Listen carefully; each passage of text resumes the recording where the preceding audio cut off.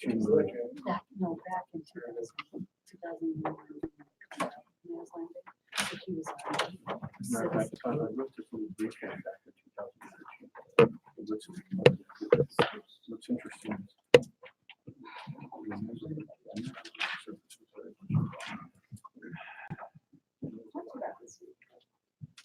this is actually some parts of this website back in the old days.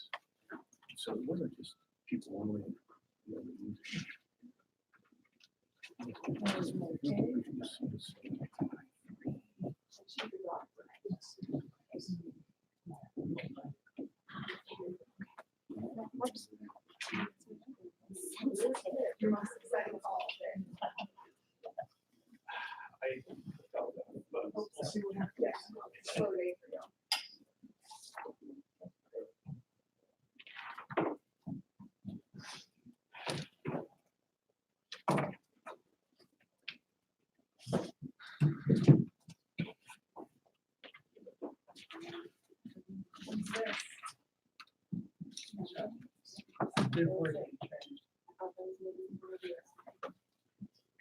Alliance on trading items.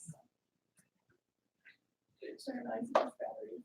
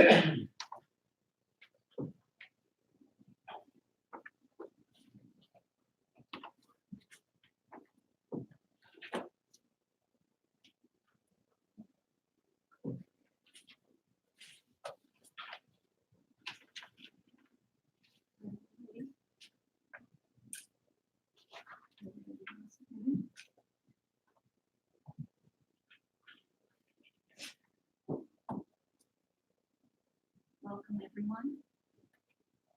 This meeting of the Livingston City Commission is called to order. May we have roll call, please? Chairperson Hoagland? Yes. Commissioner Schwartz? Present. Commissioner Friedman? Here. Commissioner Maybe? Here. Commissioner Nunes? Here. We will now have a moment of silence.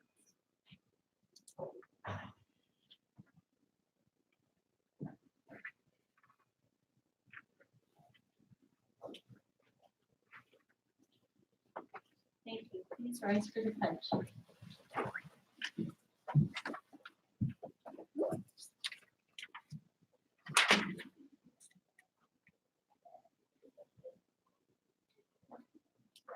Wait a second. People coming in.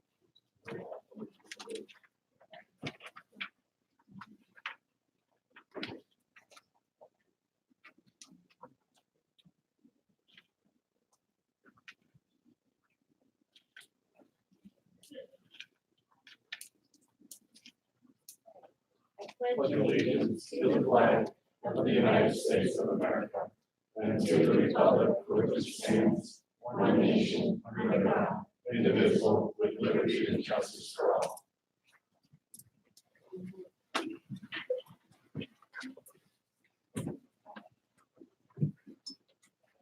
Commissioners, if you don't mind, we're going to move scheduled public comment A to right now so that the guests can be presented to our city and to our commission.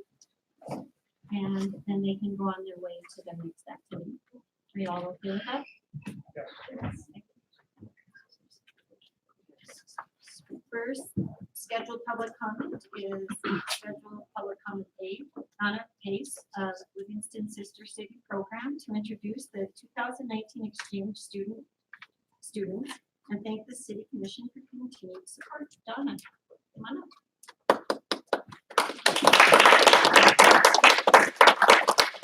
Hello. I'm not sure if I need a mic, but everybody behind me in blue are guests from Navanahara, our 3 chaperones two of which are chaperones. One is a translator.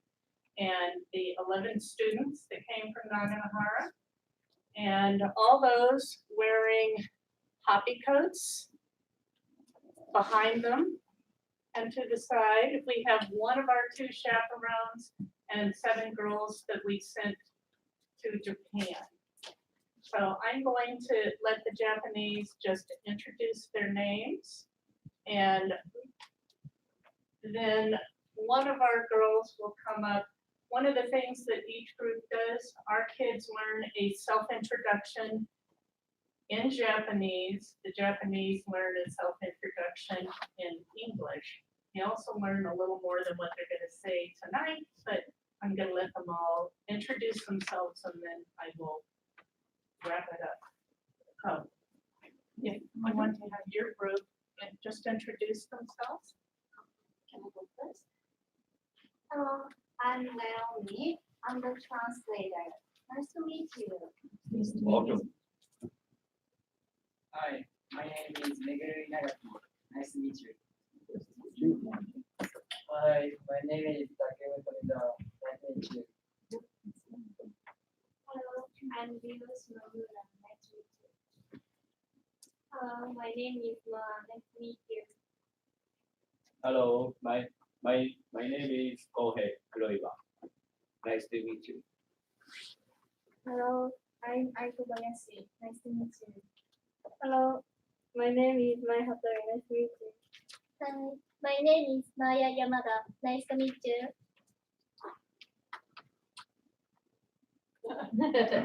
Hello, my name is Yamato Sasaki. Nice to meet you. Hi, my name is Anata Kuroiwa. Hello, my name is Natsuri Yagi. Nice to meet you. Hello, my name is Mark Xia, and nice to meet you. And I am a junior high school teacher. Hello, my name is Yoshaka Hagiwara.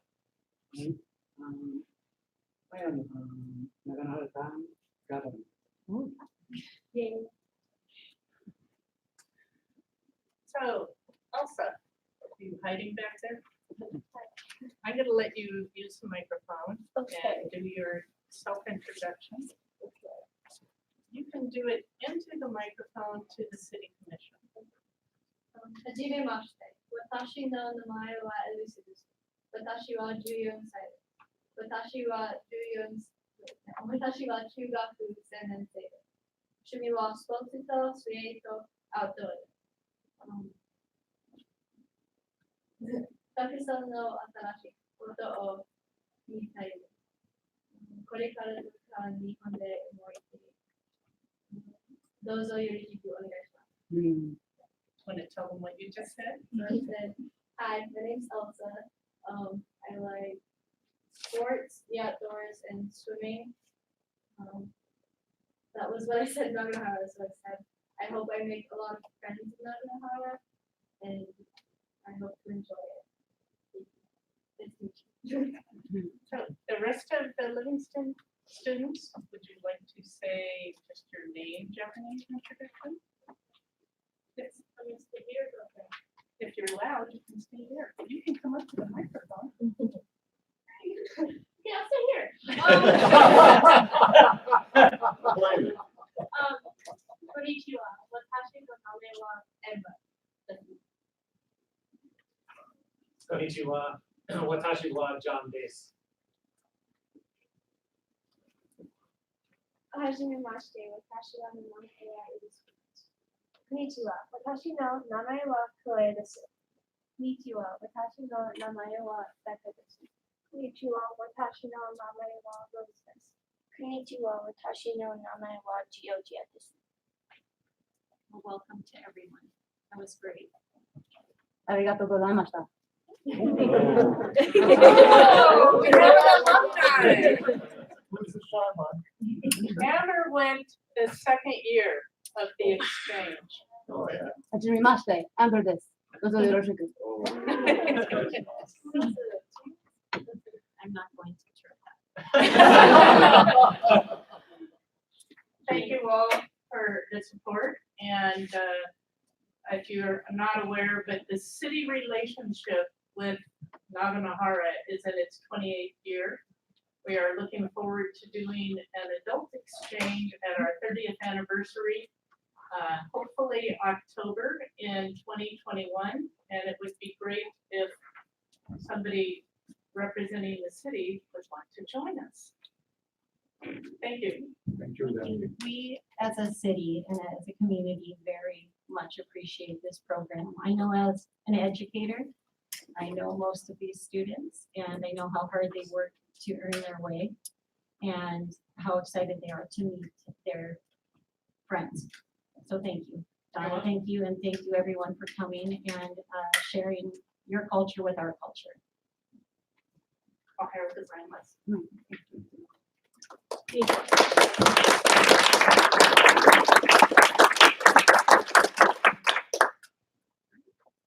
We'll let you all head on out so you can get to your next activity. こんばんは。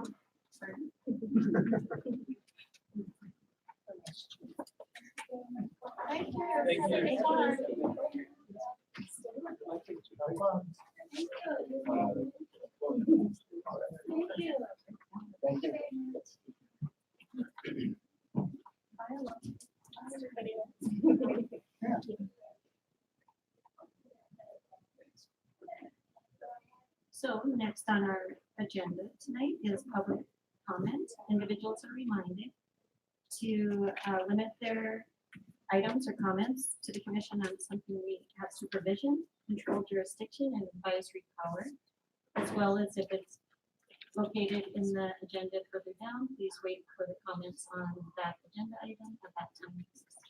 Please come on up and state your name, address, and your sign-in sheet. Or is it on the podium?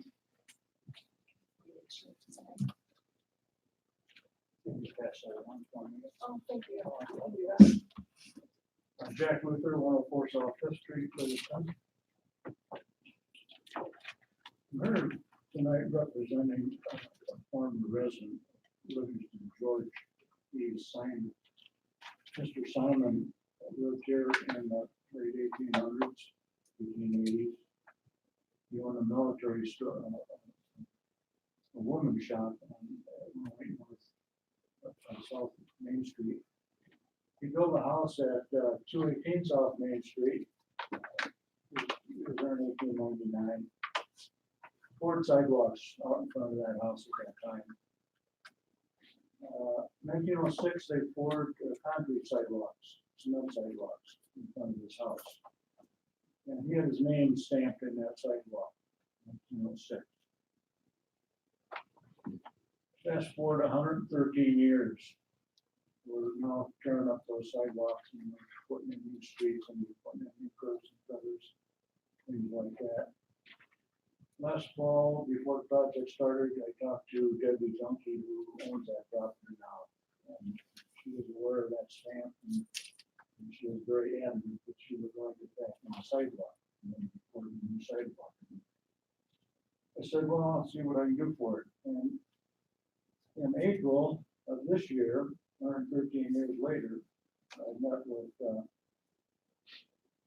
Matt and Ryan from GD&H, and I walked up to him. I'd been kind of a pain in the neck on Calendar Street when they did the Calendar Street last year, and we put in this some sidewalk stamps for us for Smoke Montana support and some other historical things back in that sidewalk there. Got about maybe 80% of them put back in, but that's beside the point. When I walked up to him in April, he said, Matt says, yeah, we're aware of that stamp there, we're going to take care of it. And I said, well, that's great. And I don't need to get further. It didn't get done. It got taken out. I don't know if they could have saw it coming on it and what that original stamp in there or what. But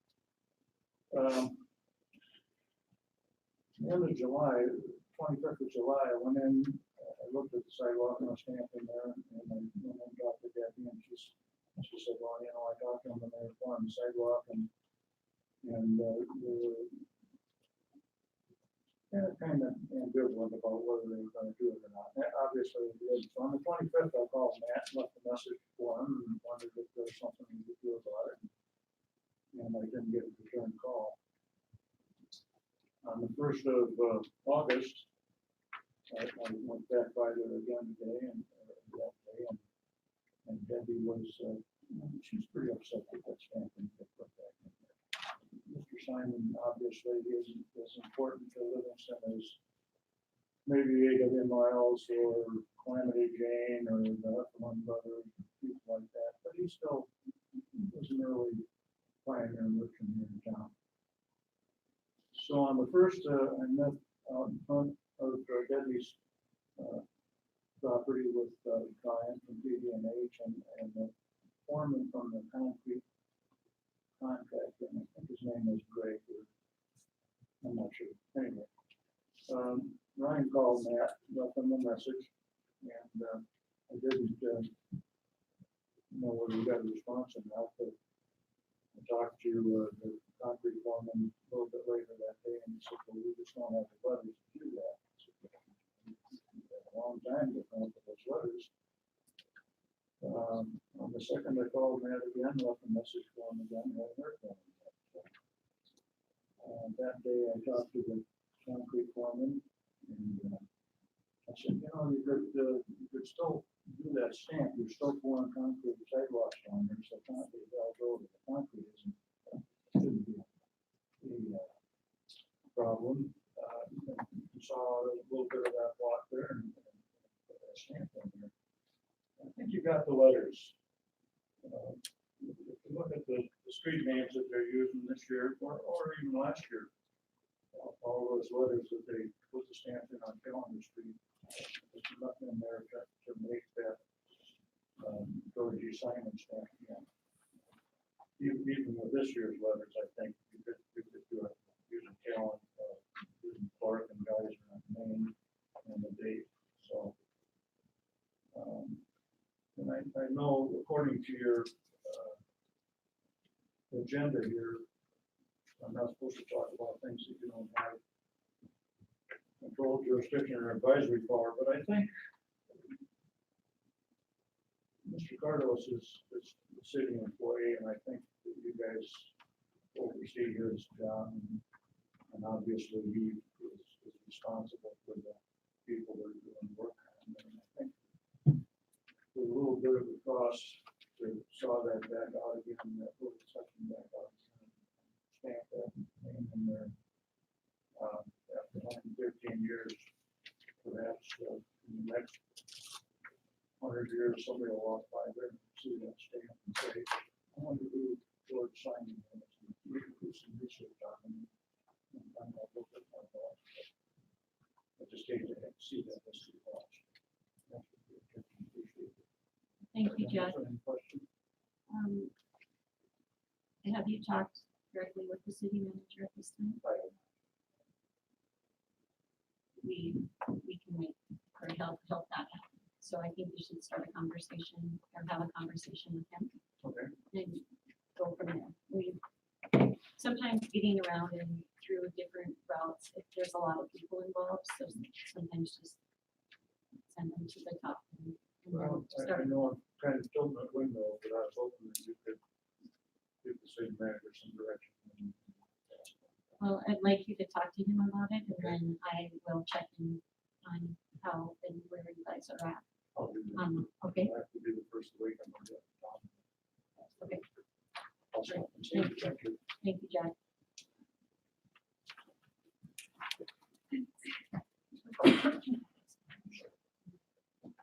I'll do it. I'm gonna take my picture.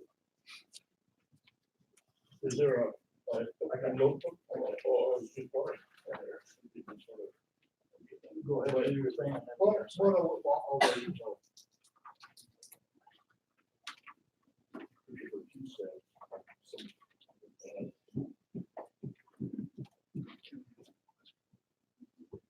Hey, Jack, are you on the Historic Preservation Board? I am. Okay.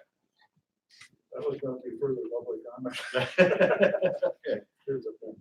Okay. Well, this goes in. Oh, okay.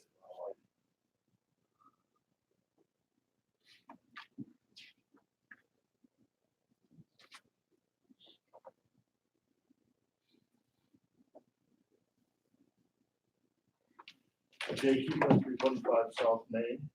Jack's comments are so right on. I was here last year when the Calendar Street was gonna be underway. And, but if you were to go by the walk and down to Sarah Schofield's store on their sidewalks, the year 1908 was in the sidewalk. And before, this is months before construction took place. I reminded them about the historic nature of the sidewalks, that this had to be incorporated in calendar. And they said, oh, yeah, we know about that. We know about it. You know, we're gonna, it'll be part of the system. Well, if you go down by Calendar Street and walk down by the walk to go up to Sarah Schofield's, you won't see 1908 anywhere. You'll see 2018. What a part of historic preservation does the city commission really want to adopt? They were put on notice about this last winter there about the historic. I was here then, and I pleaded to you, and I didn't realize that I had to have a personal sit downs with managers or foremen of the division with the city. Now, I'm gonna add now my prepared remarks. I gather that this strategic plan has been adopted by the commission. Am I right? Yeah, it's a evolving document. It's an evolving document, but the initial strategic plan was developed by the community with the commission. We had members of the community in the development of it. I'd like to ask a question. How many meetings were there in this formulation regarding the strategic plan? Five or six. Five or six. With And- hours. And how were the people of the residents of the city notified about these meetings that you said they were part of? Other, Always in public notices in the newspaper as well as on the website. And we had talked about the strategic plan for some time when it was brought by a commissioner to have the participation of the community and helping us work through what's important. okay. So it was a long process. Well, one thing that stood out to me was a charging station that the city wanted to construct. Is that not correct? Yes. Okay. I talked to a business owner in Big Timber. He owns the fort. His name is Jeff Cowan. And I called him, this is 2 months ago. I called him up and I got his voicemail. And I said, can you tell me what the costs are to the property owners in Sweetgrass County or Big Timber for this facility?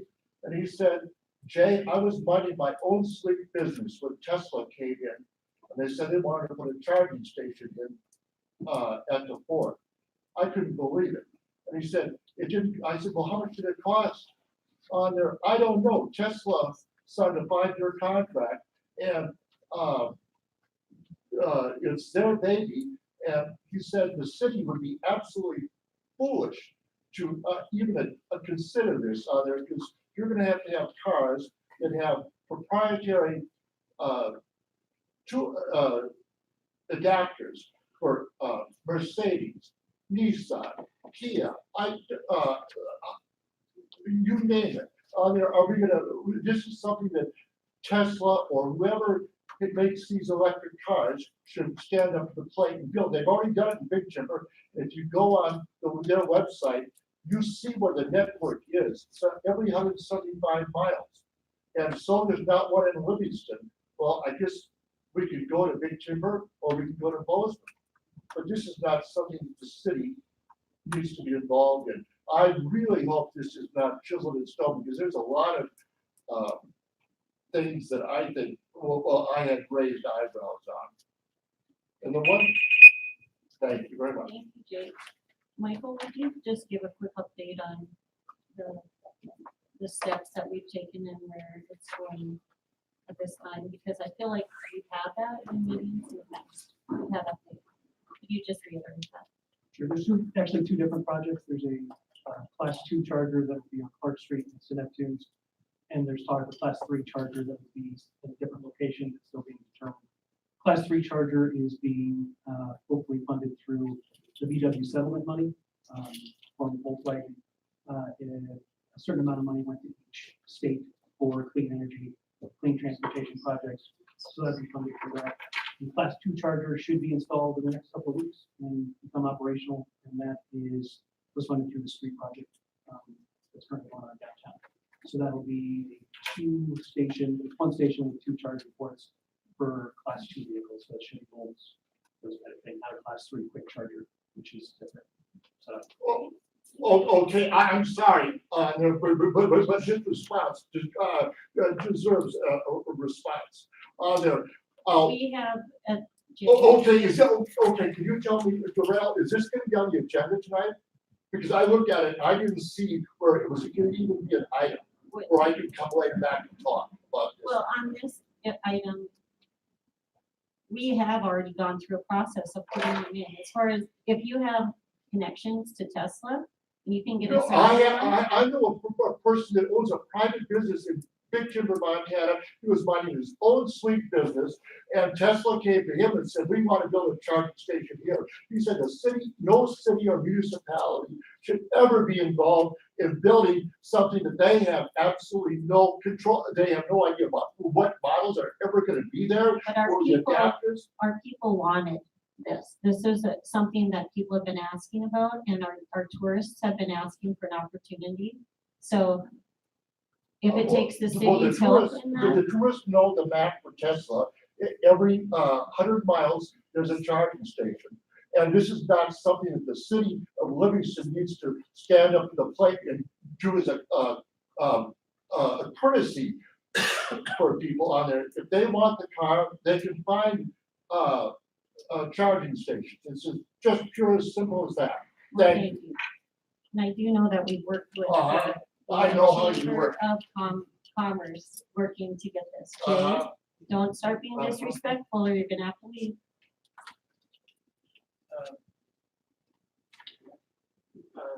This is quick, just on Jay's comments. I've been working with, as an energy person, I've been working on these sort of projects. Tesla usually gives their charging stations for free, different communities if it's in their network. If we wanted to pursue that, we could get that for free. It's something that private business owners can make the decision to install themselves. Thank you. Funny that that's the city. Any other public comment?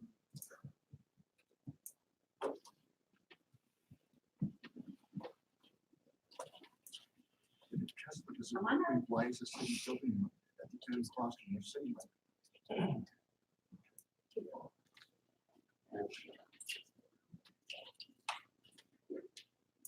We're gonna take a break for a moment.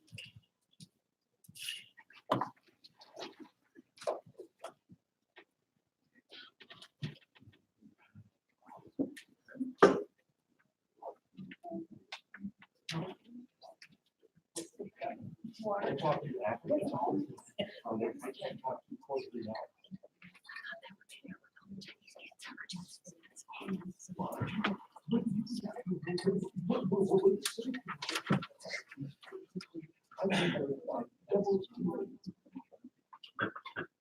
No, I'll talk to you after. I won't say anything.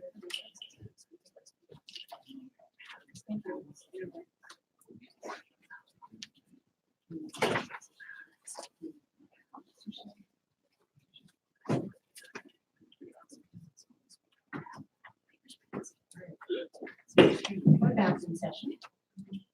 I know we have some other people who want public comment. Please come on up. Maybe not on the for tonight's open public comment. We will move on to consent items. We have consent items A through F. Do we have a motion from the commission on consent items A through F, or any that you'd like?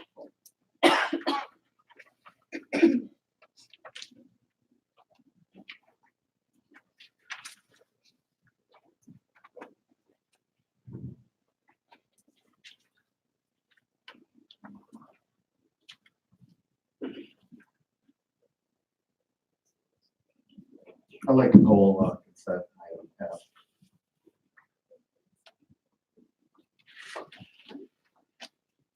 Do we have any other consent items you'd like to pull? For I'll discussion? make a motion to approve consent items A, B, C, D, and D. We have a motion by Schwartz and a second by Navy. Roll call, please. Chairperson Hoagland. Yes. Commissioner Schwartz. Four. I'm sorry. Commissioner Friedman. 4. Commissioner Maybe. 4. Commissioner Nudes. 4. Motion passes. So next consent item for discussion is consent item F, Alberta Margot's applications for a special parking space for disabled persons. You want to? tell Yeah, us maybe. Well, What's your thoughts? can you just go over my goal or kind of?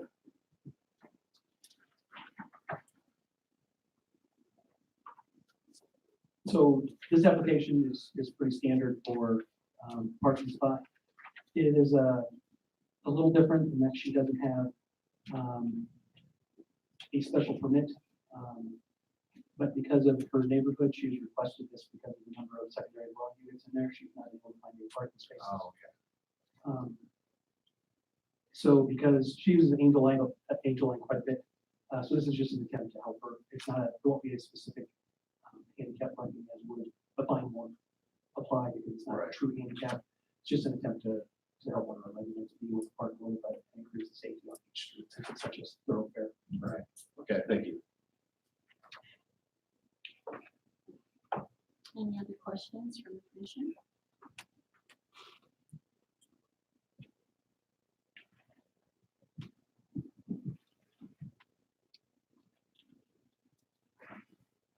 So she doesn't have a handicap state tag. Not a state tag. Not a state tag. So this is actually also going to double as a basically a place for Angel Line to pick her up. It's because that area hardly ever has an open spot on the street. She was a loading zone. It's kind of actually more of a loading zone for Angel Line without being an official loading zone.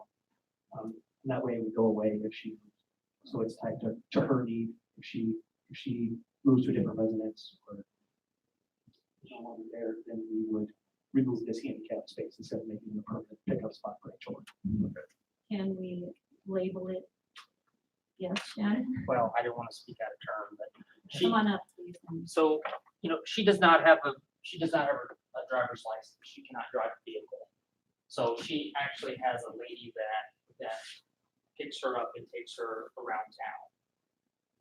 And she just needs the spot for this lady to be able to come and pick her up.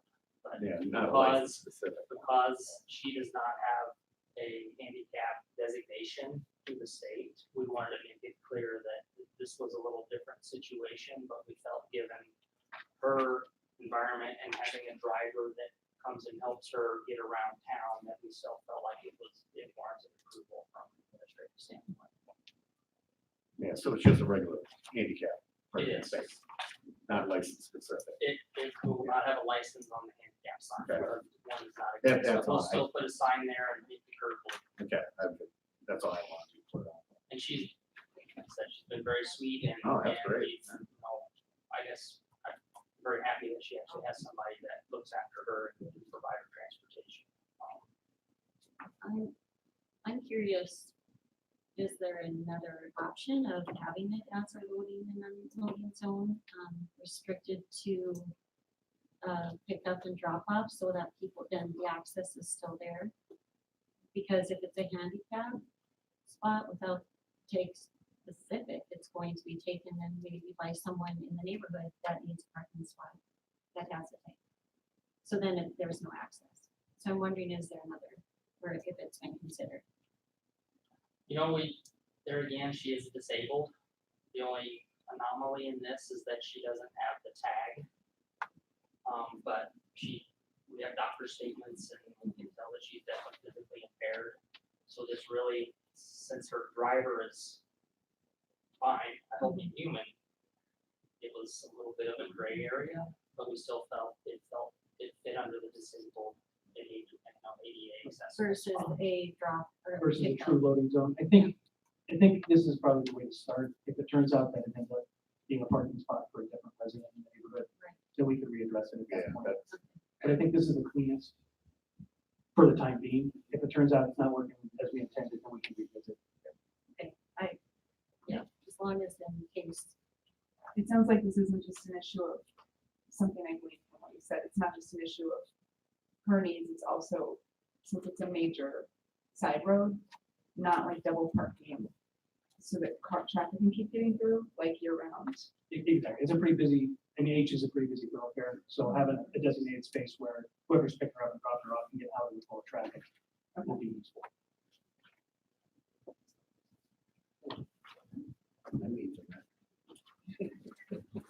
So do we have a motion on consent item? I make a motion to approve consent item F. Second.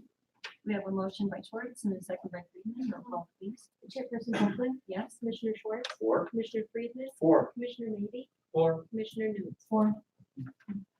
Tonight, we have no proclamations. We have one more scheduled public comment.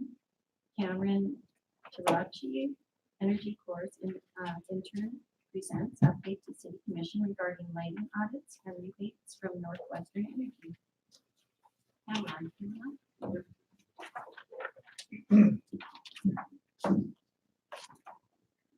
Alright, so, thanks for hearing me out, guys. And it happened to me for the past year. I think it's been like 10 months since I've been here, and it's been really great to work with you guys and all that. Thanks to Shannon, who's been really helpful in the city. So, I just like to give you guys a little bit of an update on what we found this past year. The city spends about $450,000 a year on electricity alone. Like around 70% of that comes from water and sewer. And of that $450,000, if we want to, I'm starting to think about, all right, what are we going to tackle? When I came here, I'm like, all right, how are we going to save money on it, right? 250,000 of those dollars come from the actual energy we use, as opposed to the services that the grid provides us. So if you look at that $250,000. After that $250,000, because of barriers that Northwestern Energy places on cities, everybody, we can only save 90,000 of those dollars. And that's not to say 10 years from now, once policy advances and laws are changed, we might be able to actually produce the total amount of energy we consume. But right now, there's a lot of these like really nitpicky rules that pretty much limit you, so you can't save that much money, essentially, at the core. And so, of that $90,000, we need to start thinking. This is the thing that excites me about it is thinking of the money not as like a burden that the city has to deal with. It's not like some operating cost that we just, no matter what, have $250,000 or $90 every year, $90,000 every year to waste, but really is an opportunity to empower the community to start using that money towards other things. So as soon as we install new light bulbs, put solar panels, whatever, new HVAC, whatever it may be to save that money, we can start thinking about, all right, we're so used to spending $250,000 a year on electricity, why don't we start putting this towards other stuff, right? Once we save that first $5,000 a year, we can start thinking, all right, we just freed up $5,000 in our budget, what do we want to put it towards, right? And so, one thing I proposed in the strategic plan earlier this year was an energy savings fund. That's something that we put on for a little bit later once maybe we've got more momentum in this field. One of the items that we have later. tonight is something that's building momentum on this kind of like long-term plan. So where do we start off this year? We developed a plan for phase 1, phase 2, maybe even more phases project at the wastewater treatment plant. This building uses an immense amount of load for the city. What we started off with phase 1 project, the solar system you'll see this fall, could be saving about $4,100 a year. That's pretty minuscule in terms of what we could be saving if we had a larger system there. But that's what phase 2 is for. We kind of oversized some of the electrical components, forward thinking, pretty much. We know we're going to want to invest in this in the future to save the city money. So we've oversized some of the components now so we don't have to repay to reuse this in the future. So that's the sort of forward thinking I think we need to like start integrating into our plans for any sort of projects related to energy. And so part of that funding from that came from a $55,000 rebate that I told you guys about last week. That NCAP organization that puts on this energy core program helped me find Danielle Miska this year. That's really helpful on that. And so yeah, this is the lowest hanging fruit. We need to start on projects like this, where we know we have a huge energy load.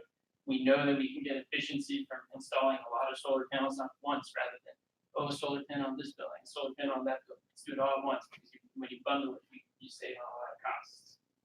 So this is step 1. And it's really important, I think, that we don't see this as some checkbox. We're like, oh, the city's sustainable now. Like, no, this is just like this is a drop in the bucket in the direction that we need to go. So that's one main point. We've taken a really big step this year in terms of identifying what we can gain, but we just can't let it just become a check mark. And yeah, so later tonight we're going to talk about that conservation board, which I can elaborate once we get there. But that's the update.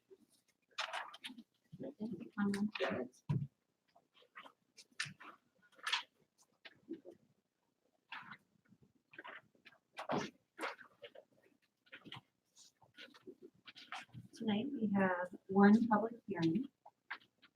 Ordinance number 2080, an ordinance of the city of Livingston, Montana, amending ordinance number 2036 and chapter 9, article 4 of the Livingston Municipal Code entitled Parking, Stopping, and Standing, and specifically section 9-243 by establishing a 1-hour reserved parking space in front of the Granite Sports Medicine and providing for a penalty for violation. Mr. Carter. Thank you, Madam Chair. So this is the second reading. We looked at this last meeting as well. So this is a 1-hour parking spot for Granite Sports Medicine. This is in response to the fact that we eliminated some of their off-street parking during the putting in new curb and gutter along that section of Main Street. So this was just a way to lessen the impact on them, while still providing us more parking down that section of Main Street. So this just provides a 1-hour parking for them. That's the standard time one of their customers would need, and I forget the hours, but the hours are limited to their business hours.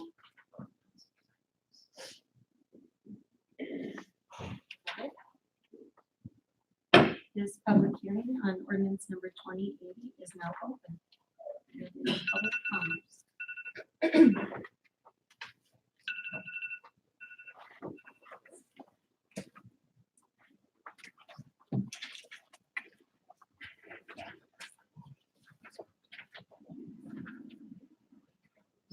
Any public comment?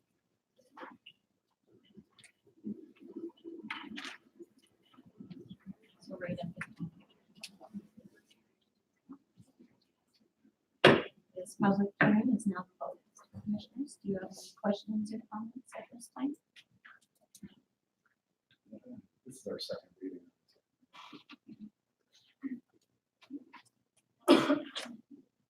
Do I have a motion from the commission on ordinance number 28? I'll make a motion to approve ordinance 2080. Second. We have a motion by Schwartz and a second by Neitz. Roll call, please. Chairperson Hoagland, Yes. Commissioner Schwartz, 4. Commissioner Friedman, 4. Commissioner Maybe, 4. Commissioner Nudes. 4. Motion passes.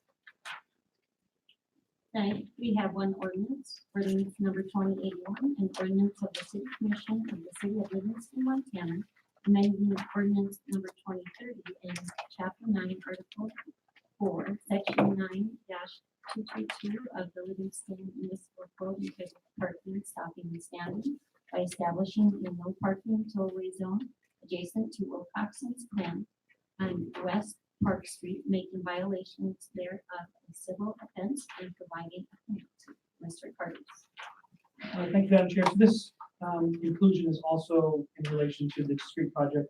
We'll make a correction to the picture in the packet. If you look at the first picture on page 124, the only no parking tollway zone is going to be where that vehicle is currently parked in the picture. It's not the entire length of Wilcoxon. That was in there. So it'll still be the standard 2-hour parking for the rest of it. But that one spot at the end next to the alley will be a tollway zone. That is in response to the fact that we're putting angle parking across from Wilcoxon's. They needed a little extra space for the semi that delivers to the alley. This will ensure that nobody's parked on that side of the street, so they can use the space on that side for their deliveries from their semi to get into the alley.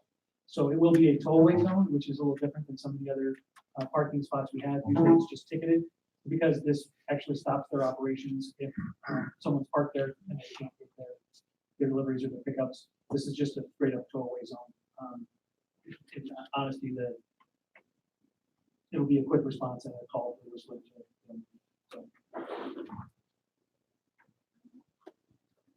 So the area that is with the cones Right, the area that's marked off with the cones there. will be a no parking zone in front of the garage doors. To the left of the garage doors, there's another garage door in the front, and then more parking. Yes, and then there'll be the standard 2-hour parking from there. Can I ask a question? So the civil offense is just part of the tollway zone? I just wanted to, thank you. Let's start with public comment. Do we have any public comment on ordinance number 2081?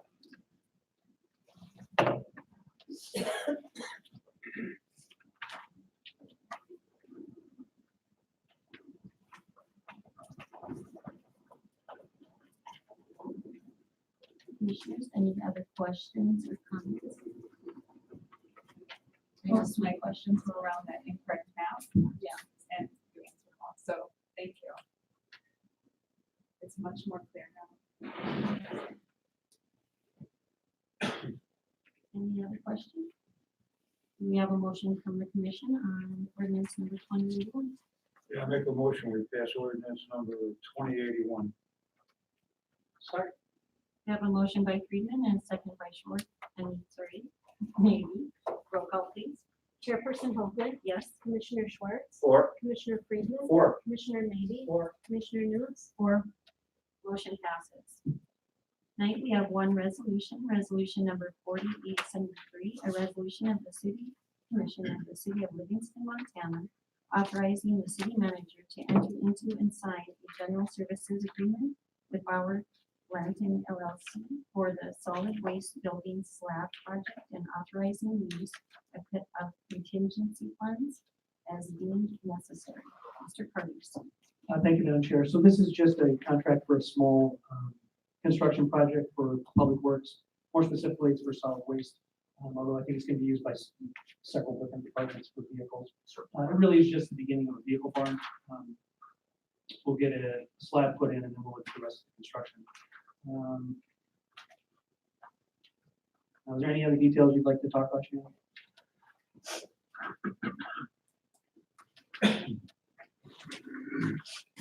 So really, we've been talking about this for the last 4 years, on getting a building out to, keep our $250,000 garbage trucks out of the weather, prolong the life of those. The other big thing is our staff, since that transfer station is open, does not have running bathrooms. They use vault toilets, porta johns. So this will give them a place to have a bathroom, a changing room, and an office for our foreman, Rich, out there. We did a water and sewer main extension out there. We did that ourselves in-house. We did that for less than $40,000, and this is really the first step to getting the building construction. We purchased a 100 by 50 foot steel building from General Steel last fall, for $60,000. We had it on sale over the winter. And really, excited to get this plumb for water and sewer, get the slab poured, and then look at getting the building, erected after that, so.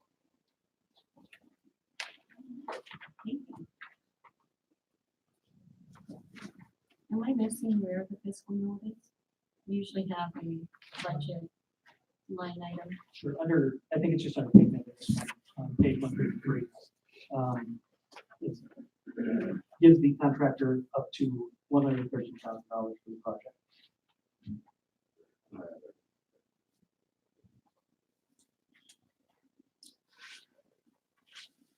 Do we have any public comment on resolution number?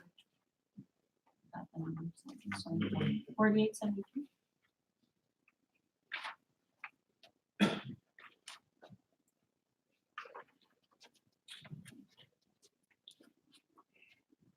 Patricia Grable, I lost my voice, so I have to get close to the mic. Just a quick question, and I think Chairman Hoagland may know, so the city manager. For a number of times, I've asked about the $2 million from the Livingston Restoration Group. It was budgeted to mitigate the soil under the water treatment plant. Is any of that money applied to this, or whatever happened to that $2 million? Does anyone know? Clarify the different funds. Because I had to ask if I could find out. I was always told that when the final statements came in, that I was able to know how that money was spent and how much. So the funding for this particular project, it will be out of fund balance. There's not going to be any additional funds coming in from outside, so it's all paid. Can I get an answer to the $2 million? Patricia, can I, because it's not what the resolution is about, as far as Okay. that, I feel like to answer it, then we're going into a different place. Okay. Would you be okay with me or Michael or one of us talking at the end? And then let's make sure we have, Well, then I would like to put it out to the public, because I've made type of comments about it. yes, So I would yeah, appreciate that. Thank you. thank you.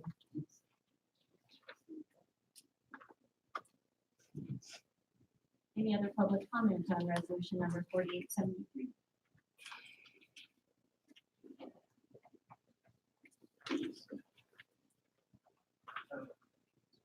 Crunchy. I guess this goes along with what we're talking about later tonight in terms of conservation board. I guess the question for Shannon or Michael, has anybody looked into the amount of energy that this building is going to be using? Has that been part of any of this consideration in terms of talking about being proactive? Have you thought about that? Absolutely, we actually looked at using a green waste burner to heat the building. Hey Shannon, can you talk in the Oh, mic? I'm sorry. It's just because nobody can hear you on the recording. So, absolutely, I think we're about as forward thinking as we could possibly be, especially with a brand new facility and what we learned with working with, Tom this last 10 months. You know, obviously the lighting and it will be LED from the very inception, and actually looking at utilizing some of our green waste that we accumulate way more than we need. Looking at a boiler system that would actually heat the building, using green waste that we collect at the facility, so. Hopefully it's bare minimal. Thank you. Any other public comment?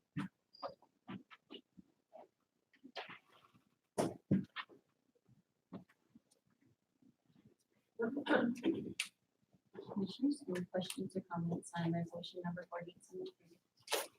I just want to acknowledge that was an example and an excellent example of modeling behavior for us. Thank you for demonstrating how we can think about projects. And I also, I just want to say one thing I appreciate about Shannon is I think with these projects that come up, I see a trend with him that he's thinking about how do we protect our investments to make them last longer. And something like this building doesn't just protect the current investment, it's also the next, whatever the machine is that goes in there. So I just appreciate that. I think that's a great way to think conservatively about our resources as a community. Instead of just burning through machines all the time. Any other comments or questions?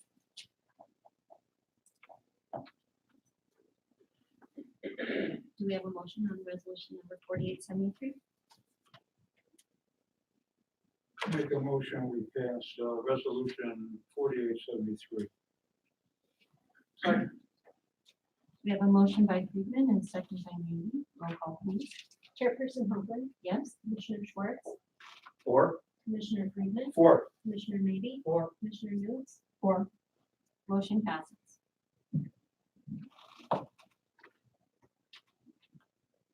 Tonight, we have 6 action items.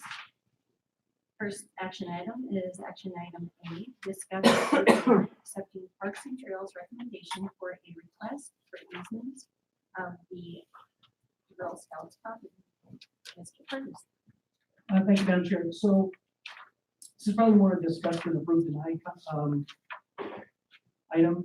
So this was an easement, a draft easement provided by Parks and Trails, which they did a lot of good work. I think it's modeled on the proposal that the city saw several years ago for the same trail, and they've added some new things.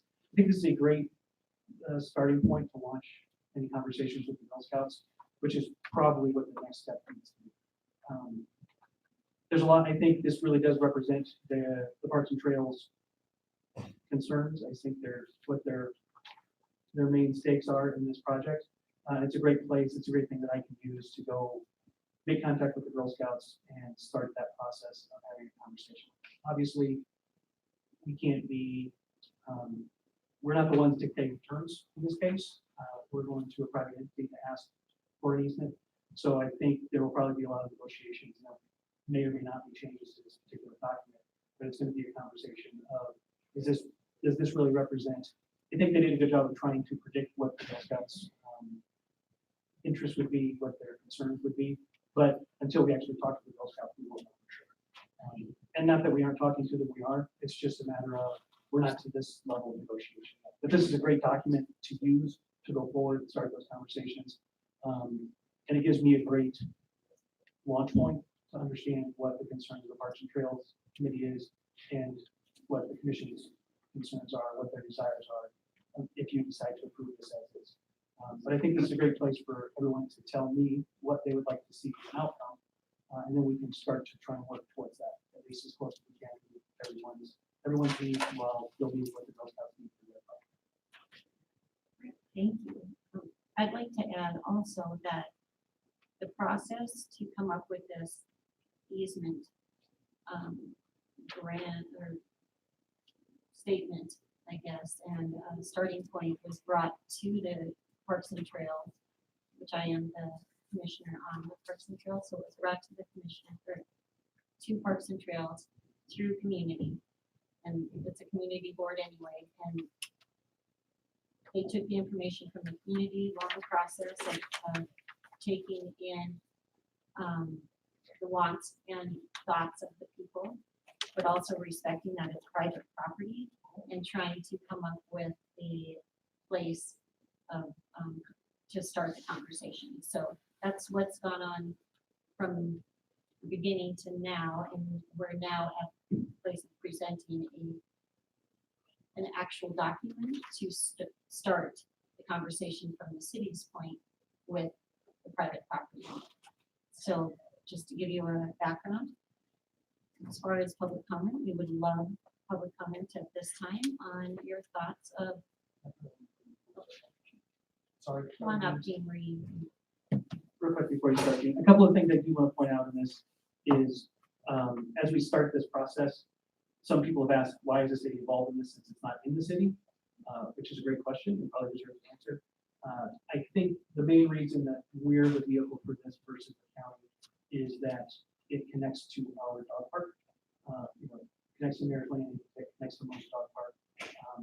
And while those are also in the county, they are city property, and they are definitely the city parks. And I think that is one of the reasons that this really desires, because it provides that connection to the city park.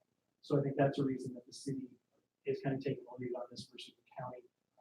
So there will be some issues with that, i.e. we can't enforce anything on Hillscott property right now because it is in the county. It's not an area that we can provide law enforcement to.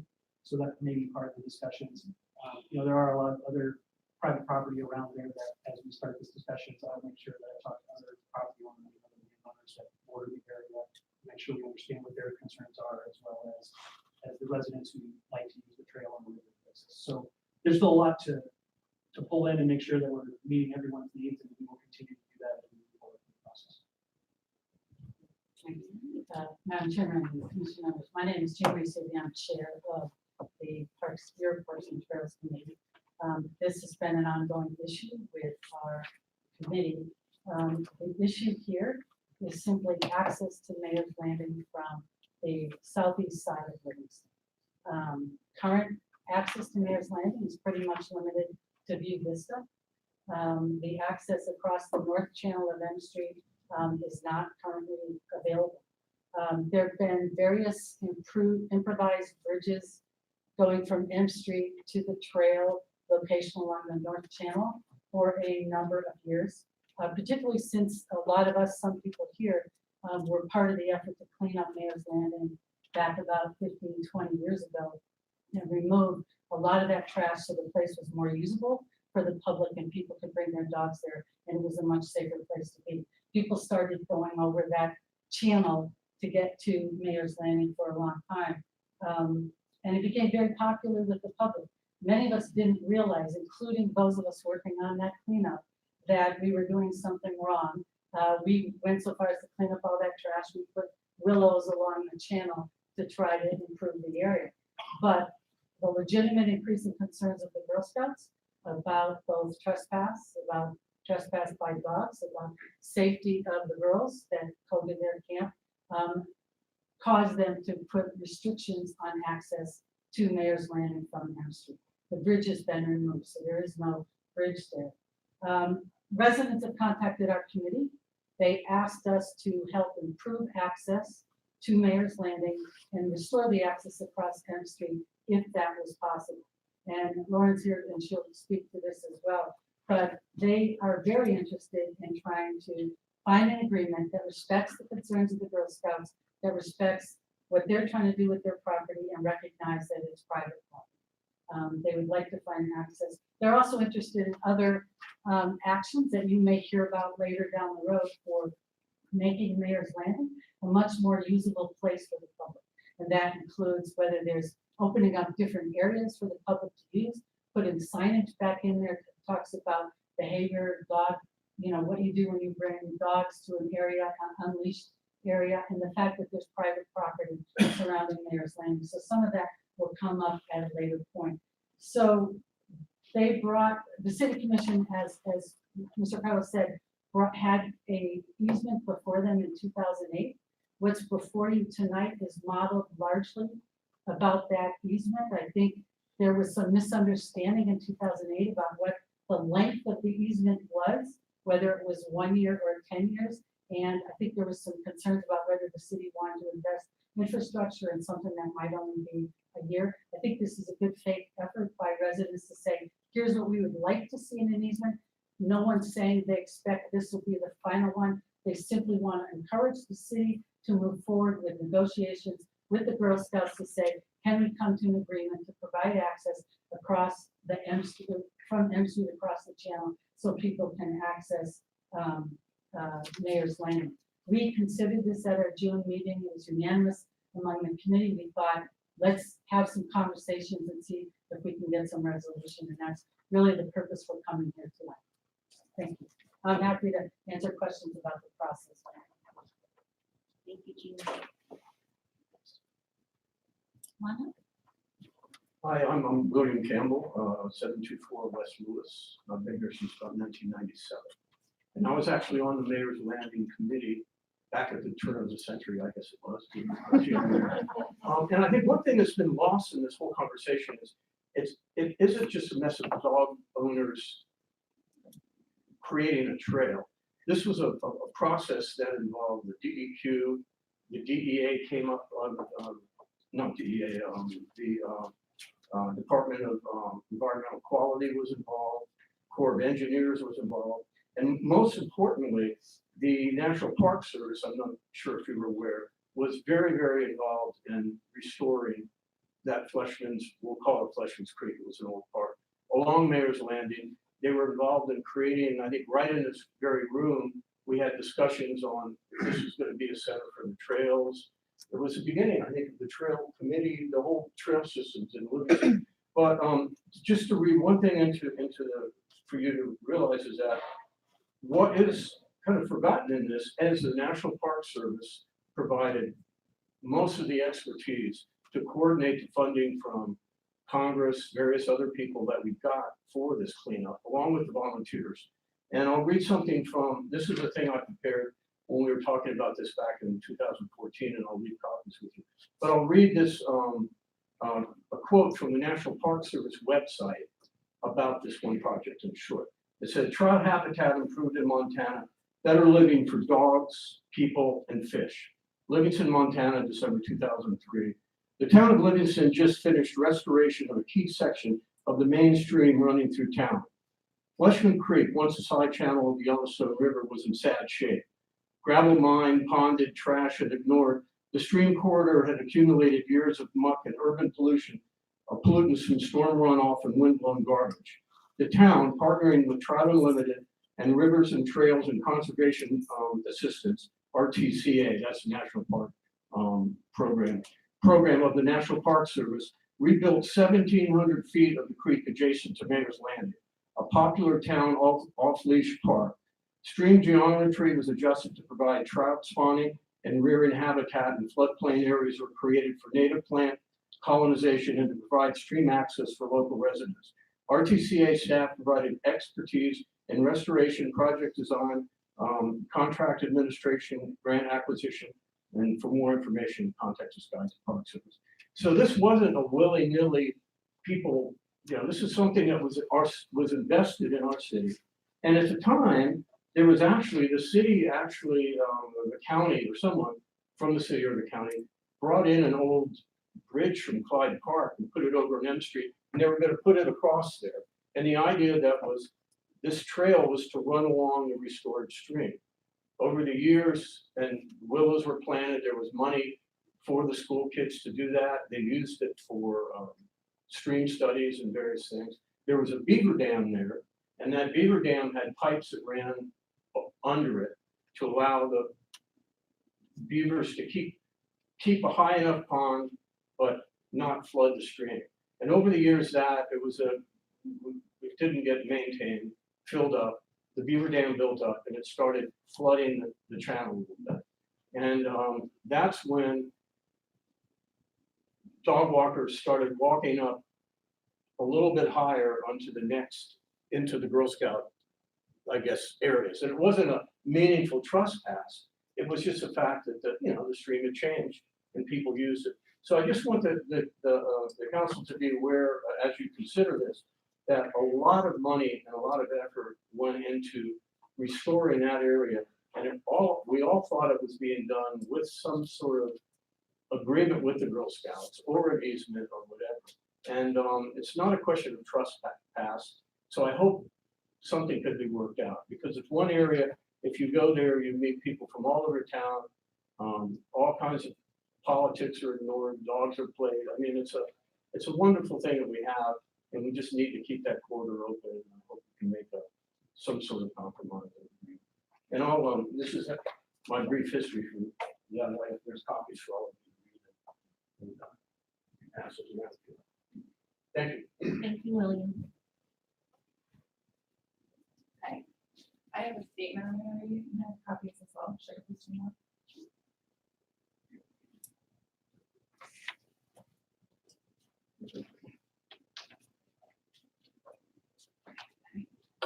My name is Lauren. I'm sorry, just one second. You have some other stuff in here. What did you want? Oh, us I'm to have? sorry. No, it's okay. I just don't want to. I think that's all just, oh, that's just the ordinance. I'm sorry, it's just your thing. Okay. I There you just go. wanted to make There's sure we enough. have That's it. it. Yeah, thank you.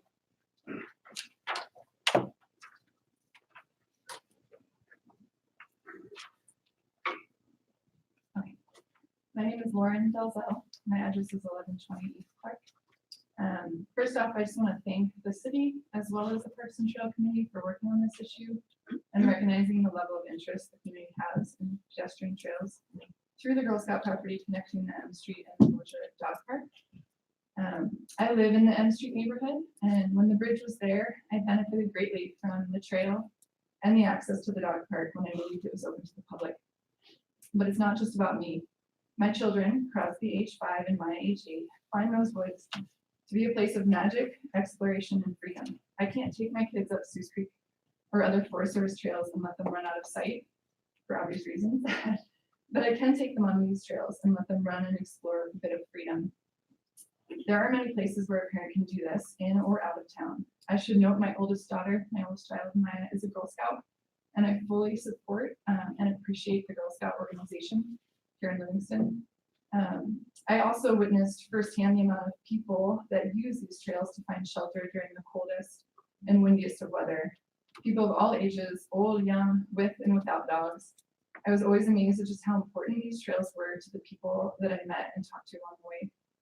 I understand the concerns raised by the Girl Scout leaders in the past and currently, and I'm saddened that they have had such negative experiences over the years due to dogs being out of control or out of the public being disrespectful.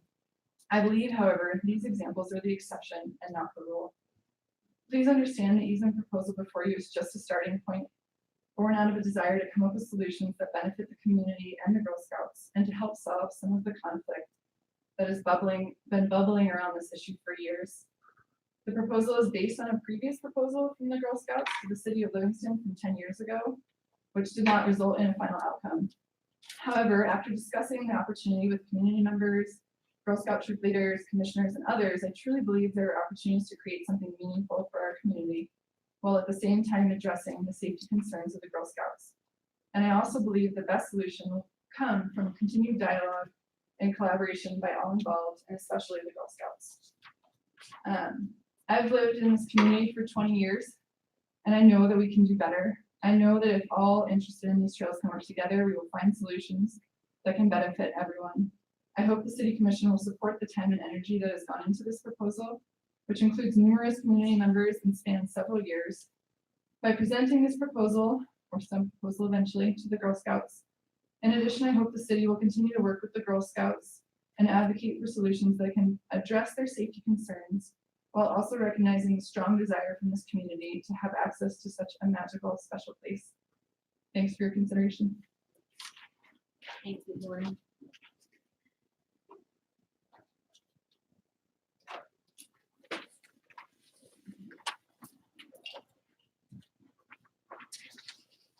Jay Keeper from 25 South Main. I'm surprised at listening to Mr. Campbell that there were federal funds, state funds for this process on there when we're talking about private property and how a committee or the commission, I still think that because people have, let's say, well, we've done it for, because we've always done it this way, doesn't make it right. I really don't think, you say there's platitudes about, well, we respect property rights. I would say on there, I would call BS on that platitude. Thank you very much. Thank you, Jane.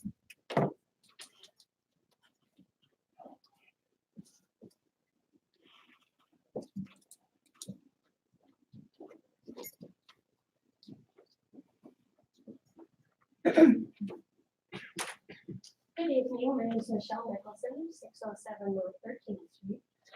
Thank you for hearing me out, Commissioners, and I'm actually glad to have a little bit of audience because this has been something that's been really close to my heart for the past 12 years. I'm a 26-year life member Girl Scout.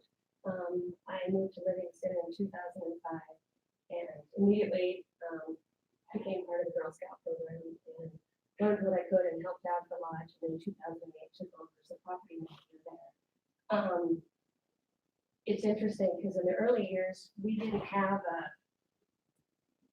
policy. Unfortunately, it led to this, but I think one of the complications was, it was a new council. The former council that I know of didn't have any of that information on the public funds, and I don't know if they worked with Girl Scouts. I have a lot of memorabilia. I had contact with the old property managers, and this is the first that I've heard of that. But moving forward from 2005 on, there were people that used the property. There were people that were friends of Deanna Eglin and Nina Sealander and their families that helped clear that property of debris and garbage and clear some initial trails. When I got there in 2006, there were no trails that you could walk through. The Cadet Girl Scouts and I clipped stuff so that we could get to our outhouse, which really isn't that far from the main lodge. And then the next year, we flip a little further. And then eventually, we reclaimed 2 trails on that property.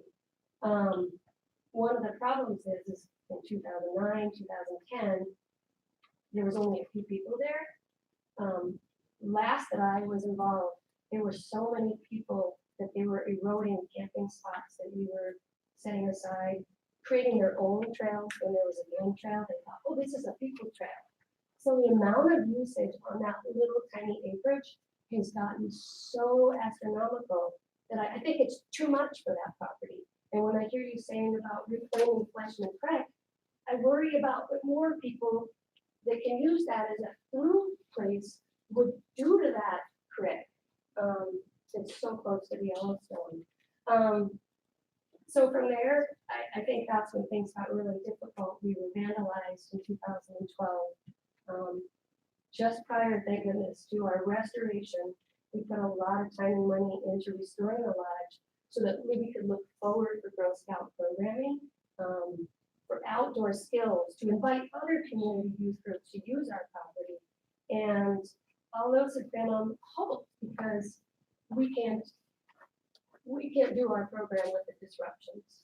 I had multiple day camps, multiple skills days, outdoor leader training to train our leaders that are volunteering to be with our girls. We had to cancel and say we need to go somewhere else to teach you how to do this because we can't guarantee you that we can implement our program here because of the disruptions.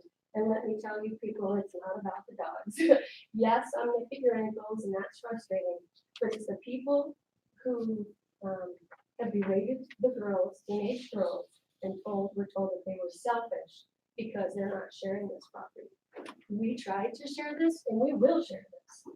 If we could do it in a way where the city of Livingston respects us and that we're trying to do things for great girls, we're trying to do things for families. One of the issues that I see with the N Street Bridge, unfortunately, is it's right behind our flagpole.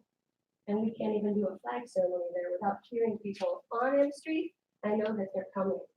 And if they're on the bridge and you've got dogs barking and kids giggling, which is wonderful. And I would want to share that with my family too. And I have. But I don't know how to fix that part. So if that's something that we can address and address, the riparian area and keeping that creek safe and clean and then not encroaching, because there's things that we can do with archery.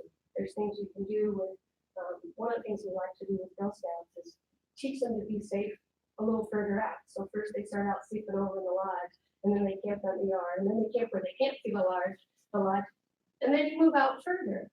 And we can accommodate a lot of girls from Big Timber and Gardner and Wilsaw and all over the area. Girl Scouts has identified this as centrally located to grow our program, and we can't use it. So please consider that as you move on. Girl Scouts want to make the better place, and we want to make our community great and share this with you, but please respect us and that we have our dreams too, and right now we can't do it. So thanks for your time. Thank you, Michelle.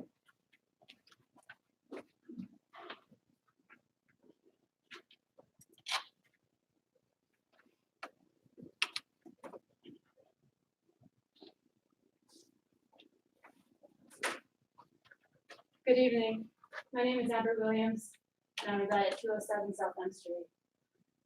To me, Livingston is a magical place that has become home to 5 generations of my family. I feel so very fortunate to have been born here, and even more so that I've been able to stay here throughout my whole life. Many of my peers were forced to move away because of many local and national economic downturns over the years. My father made the very difficult choice to stay here in the 1980s after the railroad left him and many others without the career that they had been promised. He chose to stay here because it was more important that his family have the opportunities that can only be provided by growing up in the backyard of Yellowstone Park. This was valued over moving to another state to follow his job and the increased money that would come along with the relocation. I believe that our futures are formed by good luck and hard choices. In the words of Theodore Roosevelt, we have fallen heirs to the most glorious heritage a people have ever received. And each one of us must do his part if we wish to show that the nation is worthy of its good fortune. As a community, our collective priority should be to prioritize and conserve our greatest resources for the future. The Girl Scouts of America is a perfect embodiment of this ideology. They practice self-reliance, environmental conservation, leave no trace values, all while giving back to the community. For 30 years, they were undisturbed in their mission to provide young girls a safe space to learn, mentor, and grow together in the small wooded space that is located on the southeast side of town. Over their years, their leadership group has turned an abandoned landfill full of broken glass and rusted out cars into a safe space that was close enough to town to afford children the feeling of being safe and in the great outdoors, while simultaneously being down the road from the safety of their known urban world. And yes, there was help from Trout Unlimited and other national factors, but that was for the creek restoration. That was not for trail access. Now we find ourselves in a situation where the actions of a few people have caused a huge ripple effect to the greater community. Yes, a few years ago, a well-meaning neighbor built an illegal bridge that spans 2 private properties and thus allowed himself and the public at large to access what continues to be private property. Because this transgression was allowed to stand, a great number of people now feel entitled to keep that access as it was, and it still is illegal. There are many opinions on this matter, but the facts remain the same. The property in question is privately owned. It is outside of the city limits, and people are deliberately breaking the law by choosing to trespass. As a community, we should look within ourselves to see a larger focus. The greater good provided by the Girl Scouts needs to be respected and supported. The Yellowstone River flows wild and free along our city's southern border and allows for miles of dog walking enjoyment. There are amazing public spaces, including the actual dog parks that are in 2 locations that can be utilized. I've lived here long enough to watch what few wild places we have become a distant memory. Who here remembers the woodlot next to the high school? That's no longer here. With more people moving here, the increase of urban sprawl, there are few places in town that allow for the migration of wildlife through our urban corridors. The ability for wildlife such as deer and moose to have a micro ecosystem without being harassed by dogs or humans alike should be respected, if for no other reason than an ideology that collectively holds true Montana values. I hope that we can all agree that our greatest resources are the children of today and the wilderness that makes up our home. Our community is fortunate enough to have the ability to access such unbridled beauty along its main streets and beyond its borders. I respectfully ask the commission and the people who listen to respect the laws that govern our state and make the choice to enjoy the many opportunities that are already available to the public without taking away from the young girls of our community. Respectfully yours. Thank you.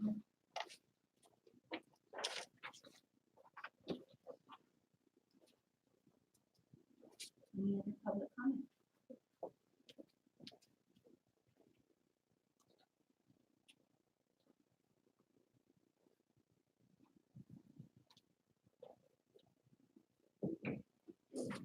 Hello, my name is Faye McHugh. I'm the vet of Jackalope.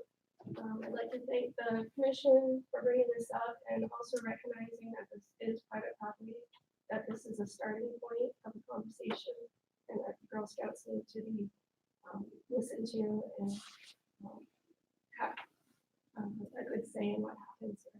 So I appreciate that. I've been a Girl Scout troop leader for 3 years now. I started with our girls working kindergarten daisies. Our property is 10 acres that have been set aside and provided to little girls to explore nature, develop outdoor skills, and be safe. It's 10 acres for little girls.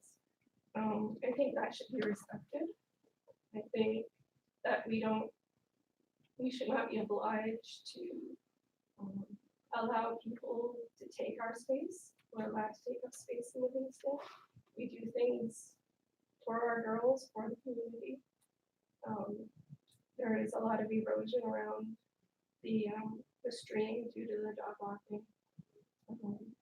Also, so some of the things we do on the property, we've done how to learn how to build emergency shelters if you're lost in the woods, how to build a campfire, orienteering. And one of the things that is common with all those meetings are people busting through, dogs barking at us, having to move over for people to pass, trying to find a spot to build a tent where there isn't dog pieces. This is something we deal with. When we try to learn how to build a campfire this year, we had to remove drug paraphernalia out of the campfires. So the public has not been respectful of the property when they are using it. There are a handful of people that are respectful, but it seems that the vast majority of people don't care about the girls using that property.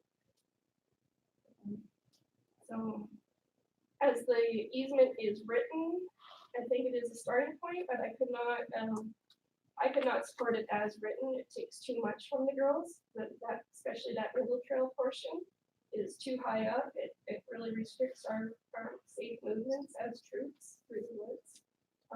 Want to let girls run ahead, use leaders, lead the way. If they're running into a strange man with a big dog, that's not very safe.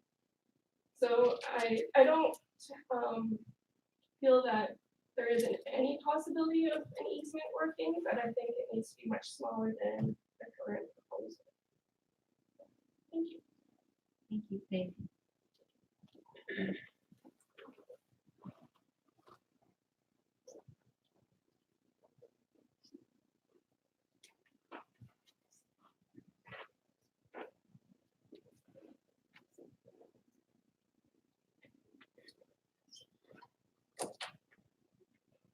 Bill Stevens.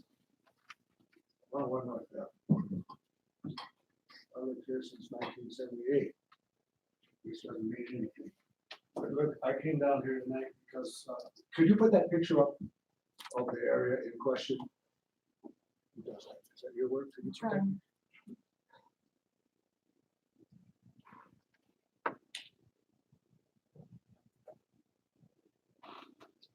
Are you looking?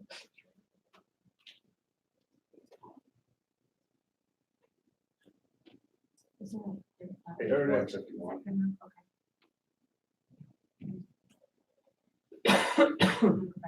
There, right there. Yeah, that's better. Well, actually, go to one the previous one. Yeah, black and white. It's just kind of like a pencil sketch. Yeah, there it is. So there, the shaded area is the Girl Scout camp. Right?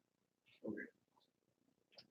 Now that road leading New Vista there, New Vista Drive, there's a road leading up to that that goes past the driving range.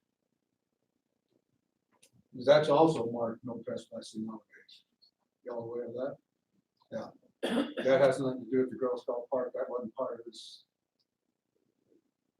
situation. Who posted no trespassing on that? City did, City did. yes. Why? Yeah, why? Okay, so I'll cover this real quick. That area is leased to the golf course, and so it's not public land. That is leased from the city to the golf course for the driving range. That particular driveway is actually a Girl Scout easement. They have a legal easement for that road to their property. Okay, all right. Well, I came here to protest because I couldn't take my dogs up that road. But now that I'm here, I heard plenty of compelling arguments in favor of the Girl Scout camp, new situation. So I think the sovereignty of the camp should be maintained. But I do want to say one other thing, and that is I spent a couple of years ago, I went to Australia and spent 2 months in Australia. which ain't near enough, but I seen a lot of Australia. The two things that I didn't see in Australia was no trespassing sign and private property. That would work. Thank you, Bill.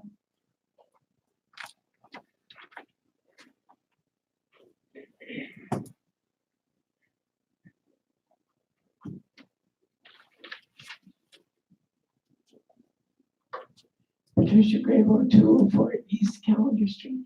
I think we need to distinguish a couple of things, and I think it would be helpful to get the history of the creation of Mayor's Landing. I have often been an advocate of taking the sign that is over by the fairgrounds that says Mayor's Landing and moving it to where it belongs, which is at Mayor's Landing. Then a distinguishable different site is the dog park that people worked really hard, and we were all here when the landfill was covered and a wonderful dog park was created. So those two signs, the sign for the dog park and the sign for Mayor's Landing, which Warren McGee created. Warren McGee took View Vista Drive, and then he hauled in the dirt. They created the campground there. He raised the money that created the outhouse there. And so Mayor's Landing is an entirely different place. It encompasses that circle. And then the dog park is north of where Mayor's Landing is. I think it'd be helpful to make that distinction. I see no reason that we should have any access to this wonderful dog park or Mayor's Landing other than View Vista Drive, the original entrance to Livingston. It does not make any sense to impose upon the Girl Scout property. Now, I was on the city commission when this process began, and he was very much supportive of it. We worked very hard towards getting access from Main Street, but it's not necessary. And I think it's helpful if the commission really sees the history of this, sees where these different properties actually are, and they're sufficient. If you want to take your dog for a walk, you can certainly go to Mayor's Landing and then over to the dog park and walk them along the river. There's no problem with that. It's easy access if I love people. Thank you. Thank you, Patricia.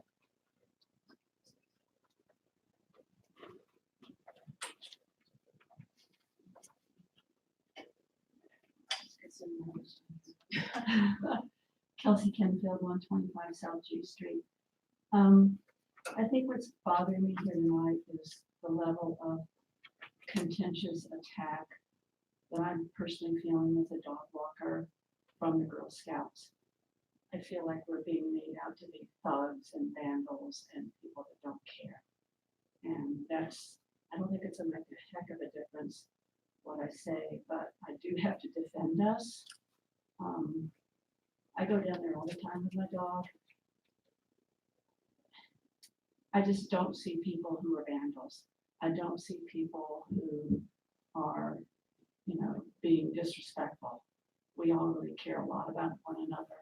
Most of us didn't even know that was a problem area to walk in. And now I feel like we're just being attacked as being horrible people that have been imposed on Girl Scouts. So Girl Scouts, I really wish that you would be a little less contentious and a little more cooperative and look for solutions instead of battles. Thank you. Thank you, Kelsey.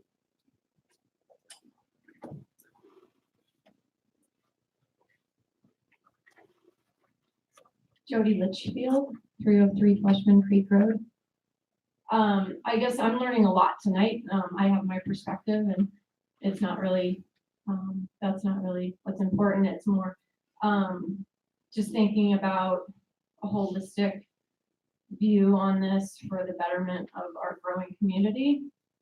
And I think, to Amber's point, 100%, I get what she's saying. I also think about how the population in Livingston is growing so fast, and I don't really think it is adequate what we have. I feel like every place I go feels more and more crowded, And so if there was a little slice opened up, it would be helpful. It would be really helpful. And I think at this point, the conversation is valid and valuable enough to keep talking. And that's all we're asking, just to have the conversation continue. And it sounds like the Girl Scouts are willing to keep talking. No one's making decisions tonight. We just want to talk. Thank you. Thank you, Jody. Hi, my name is Chris King at 425 West Chinook in Livingston, and I am one of the volunteers on the Friends of Mary's Landing Trails. I've worked in the nonprofit world for 30 years, and I've never worked with such a cooperative, effective, respectful group of people and we've had a number of spontaneous fundraisers. A lot of that money is earmarked specifically to benefit to Girl Scout property in ways that are not yet defined. This is a group that is not coming up with demands, but a group that is coming up with potential solutions and open minds for how to have places to exercise, not just with dogs, but with children and elders in a way that is a lee of the wind. There's almost nowhere in town where you don't have to drive a great distance or be in the wind. And since I learned that the Girl Scout property was not something that we should be trespassing on, I have not walked my dog. And I'm having to wear bigger pants. So there's a number of reasons for people's mental health and physical health that having a place that's away from the wind that offers a really wonderful riparian enjoyment of the property that is really not available on the windswept, dusty circle that is the current dog park. There is almost no other place where you can walk any distance with dogs off leash. And I think that there are all sorts of potential solutions linking trails throughout the community. And so as a member of the Volunteer Friends of Mayor's Landing Trail, we just want to have solutions that are going to benefit the largest number of people in the community. And we're really excited to work with all the different people who are involved and affected. And we have a lot of appreciation for the city and the county and the Parks and Rec Trail for being open to discussing this. And we really look forward to a solution that is going to be better for everyone, because clearly the way that it's going now is causing unnecessary unhappiness for a lot of different factors. Thank you, Chris.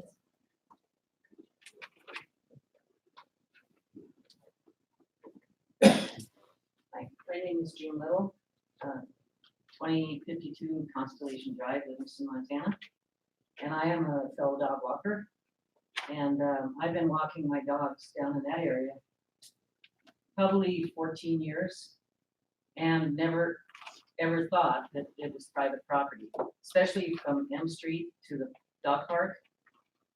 I walk down there with my Aussies. Now I've got 2 others, but many times that I've been down there is never anyone there. In fact, I have ran off people that shouldn't be there, kids down there drinking, and it's just not monitored. And that's why I think this whole situation should have some kind of resolution where the Girl Scouts are protected, and yet the dog walkers can use that M Street trail to get to Mayor's Landing.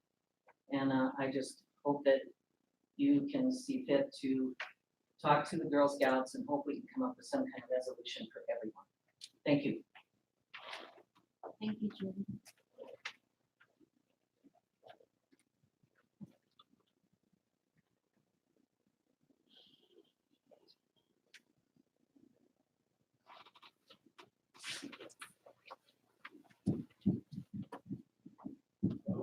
Gabe Williams, 207 South M Street. I haven't heard, I don't know a whole lot about where the negotiations are at right now, but I do believe there's already an easement in place on either P or Q Street. And I believe that's where that, the beaver dam with the piping and maybe that bridge that Mr. Campbell spoke of earlier was maybe proposed at one point. Just another solution potentially. Thank you. Thank you, Gabe.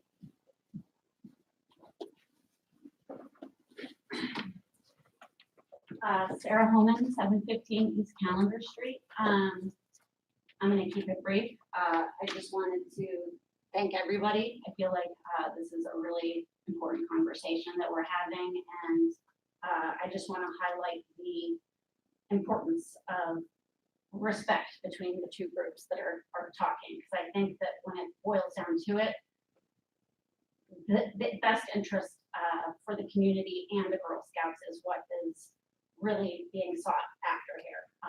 I'm also one of the members of the volunteer group to kind of increase trail maintenance, and I just really think that we are in a place right now where, with the growth of the community, there are not great options for you to take your dog or your children, for that matter, where you can be in a guarded area.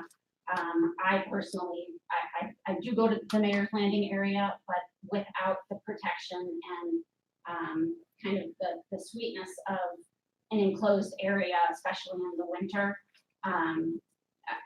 If we're unable to follow through with the easement, I really do believe that we need to seek further opportunities and get creative, because as it stands, there aren't many options. Thank you. Thank you, Sarah.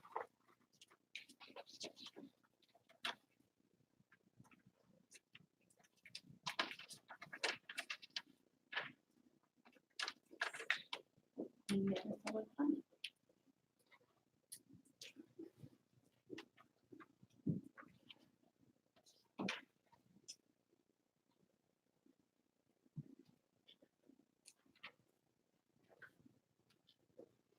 I'm Megan Eubank, 115 South 7th Street. And I just wanted to share my personal values to this area. I've seen my puppies grow up walking these trails, and then it kind of morphed into trudging my pregnant body along, trying to work a baby out on these trails. And then I walked my babies, letting them touch the bark, the trees, and then I turned into toddlers, and they toddled along and threw rocks in the stream, and now they're a little bit older and they play in the stream, and it's just been an invaluable access in my life here in Livingston. And my daughter is also a Girl Scout, and that's an invaluable property to the Girl Scouts, and it's a really tricky spot because I love it for personal reasons, and I also tell people who ask about my daughter Lily's Girl Scout experience what a cool space they have, which is so unique and special. But I guess what I'm trying to say is I just feel like it benefits so many people in this community. I've had walks where I cried on that trail. My cousin passed away. It's just offered so much healing in so many ways, and I feel like a lot of people benefit in the same way. So, just wanted to share that with you. Thank you, Megan.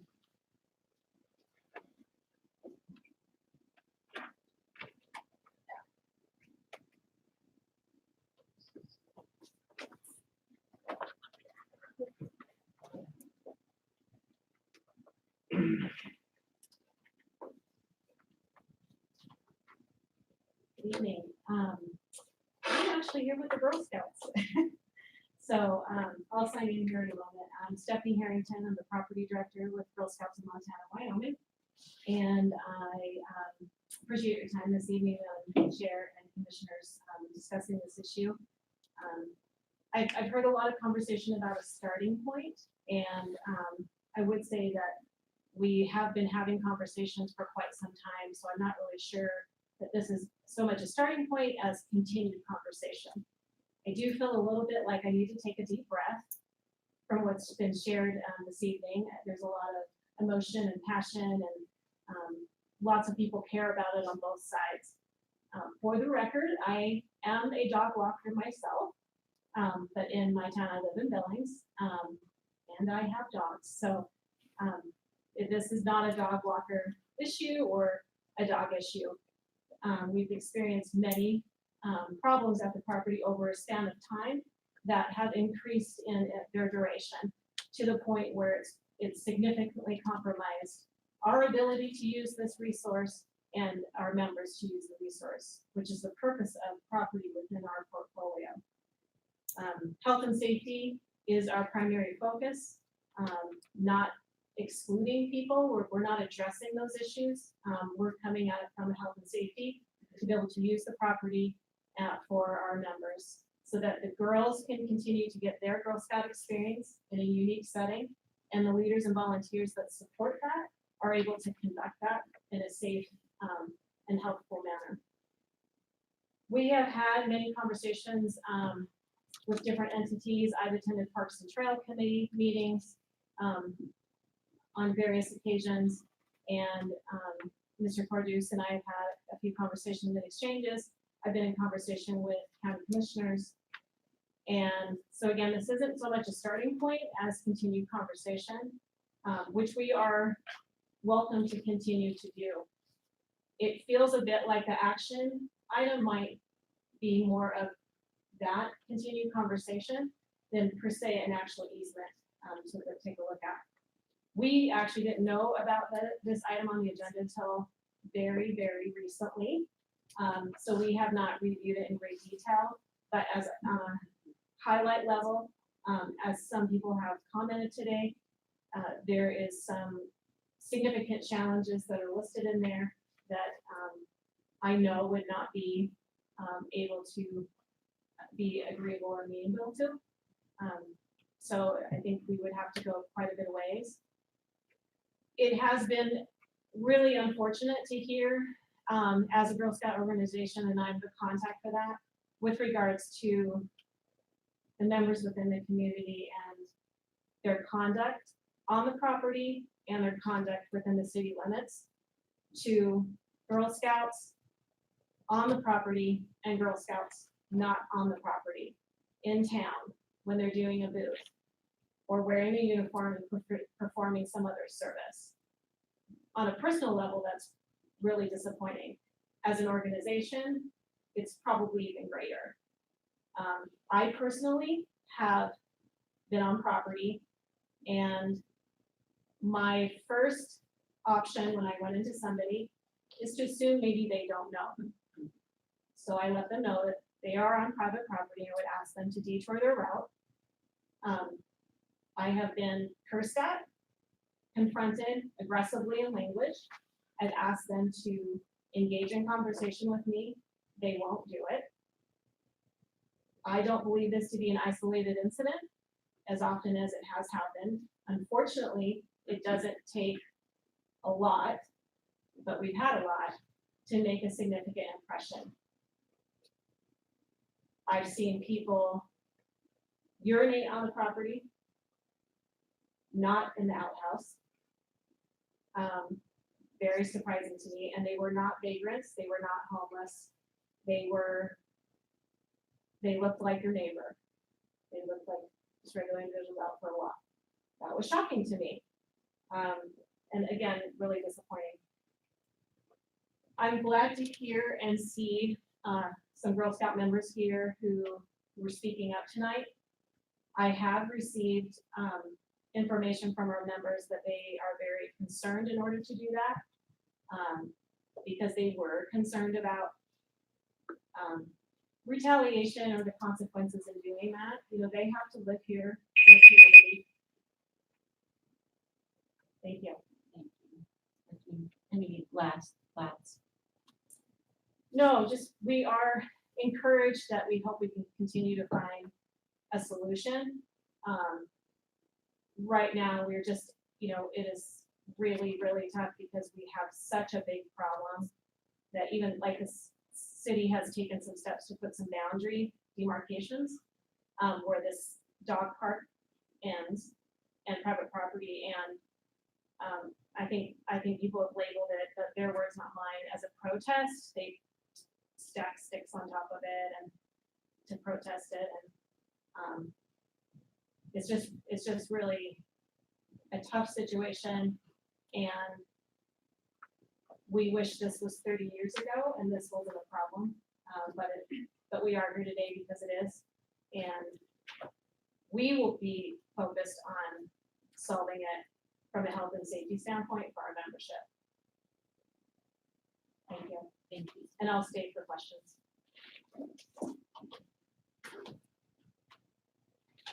Any other public comment?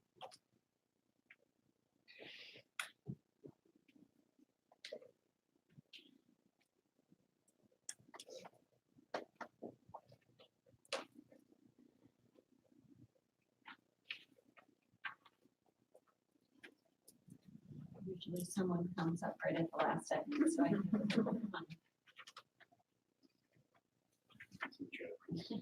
Sorry. Jarrell, can I ask a question or is it just statements? Pardon me? I just have this is a question that came up. Jody Litchfield, 303 Washburn Creek Road. This is to the Girl Scouts. Has it been better since all this has happened? Like as far as trespassing? Since what's happened? Since all this discussion has come about, since people became aware that it's private. Because I think a lot of times, a lot of people didn't know that it was private. So now that most people are, if they're on Facebook, they know that it's private. Has that improved things for you? I would say in my experience, and I left property management property a year ago, but Just so that people watching. so after signs were put up, and I've had signs up in the past that weren't free because our local budget is small. The girls have to sell their cookies to buy for stuff, so small store-bought signs of no trespassing were torn down or stolen. So there was small attempts, and I know they weren't, we would have liked official signage, but everything has to go through billing, so anything we did locally that was vandalized. So it was just last year, we were getting ready to replace the broken boards that were vandalized in our outhouse. We scrubbed it, cleaned it, locked it up, and then our door was broken down a couple weeks later, so that was last summer. Yeah, I would say, if it's this year you're talking Yeah, about, I I guess don't more this know, year. but within the last year, yeah. So you just, I'm not sure. Okay. Yeah, I was, but if there's any distinct difference. And we've also been to discussion since 2008, and I've been on part of those. I would say it's been getting harder and harder. A few things have taken place that might have affected if there was any relief that has been seen in the last, we'll say even 30 days, is, the city has taken down the bridge on M Street. That helped significantly. That bridge had nothing to do with Girl Scouts, so that place it. Girl Scouts has taken down that bridge a few times, and it keeps reappearing. And so in conversations that I've had with Mr. Cardus, he did take action on behalf of the city and remove that bridge. Certainly that helped because you don't have access from M Street. Aside from that, I have been encouraging in all of my conversations for the community to be respectful as we look to address these issues, which means hold off, now that you know, if you didn't know before, don't come on, to property. Again, I think there's a select population that maybe didn't understand, maybe it was private property, and I think those people, once they know, they are certainly like anyone else. Okay, I will go on my way. I didn't realize. Thank you very much.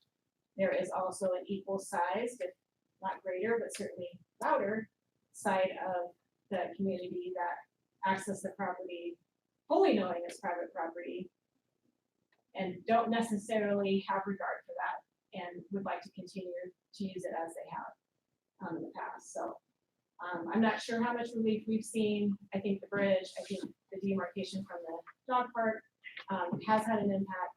It's not enough to rise to a level of comfort. And so that's the best way I can. Thanks.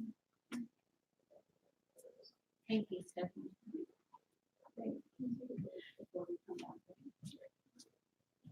We're going to take a quick break. I think, is that all public comment? And we'll go to Commissioner, questions and comments after. The meeting takes place. The only thing regarding public comment is if you just wanna highlight the emails. Yeah, I appreciate it. Okay, I don't know if we need to say those out loud or not. Okay, thank you.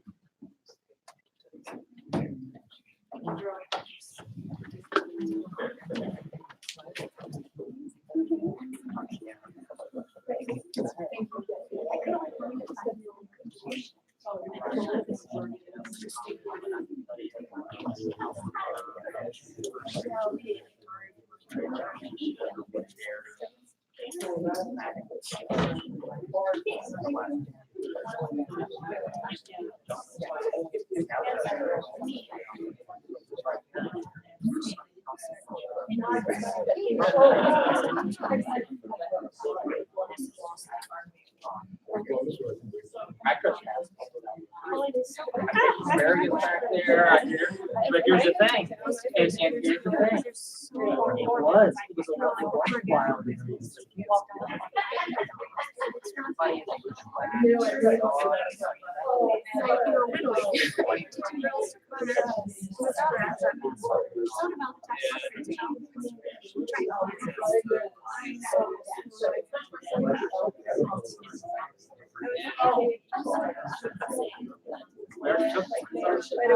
I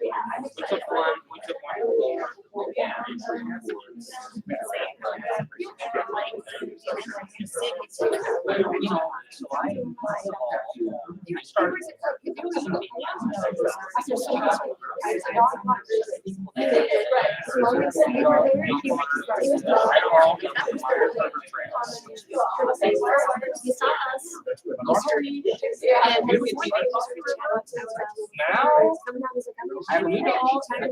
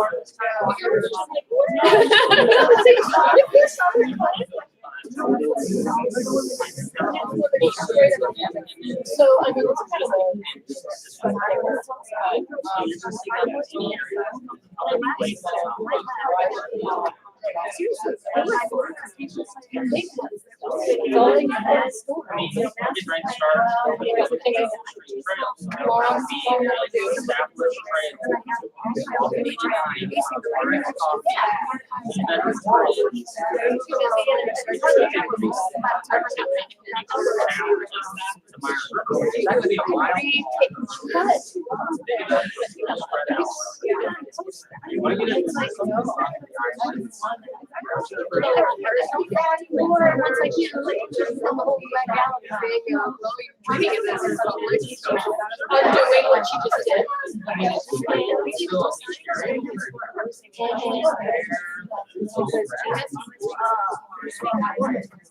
Yeah. There's a drought. So, yeah, very small growth. This year is the rain.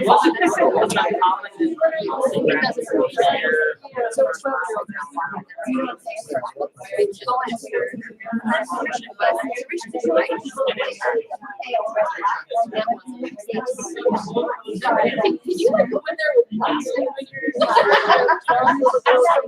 She couldn't help it. It's perfect. I'm so happy. They're got one of your first ones that sort of, well, another one that just got accepted into the honors college. She's been accepted, worked her way into the honors college. And it was not a big school. I know. What's that? You know what? I just really don't know that I'm not. So I don't know how big of a process that is. And anyway, they were very good to see you.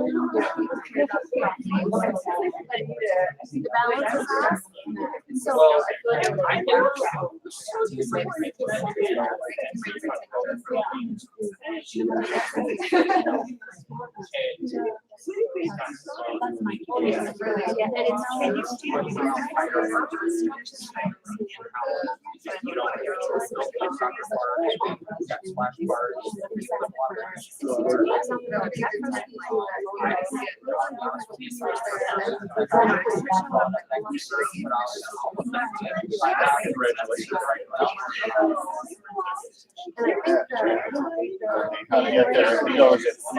Right, right, Red Brook, easy to find. I am. Yeah, we're working together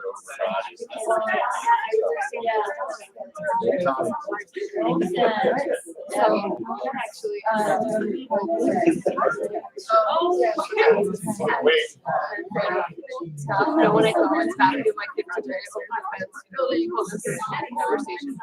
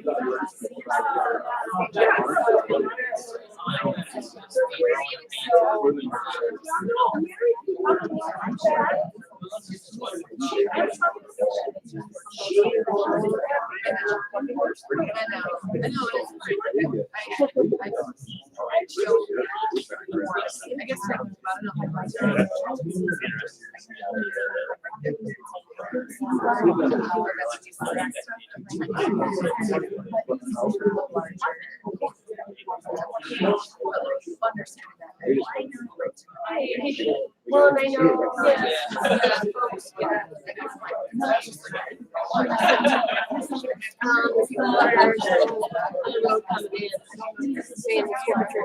no one on our side. So I don't know if that family still owns the house.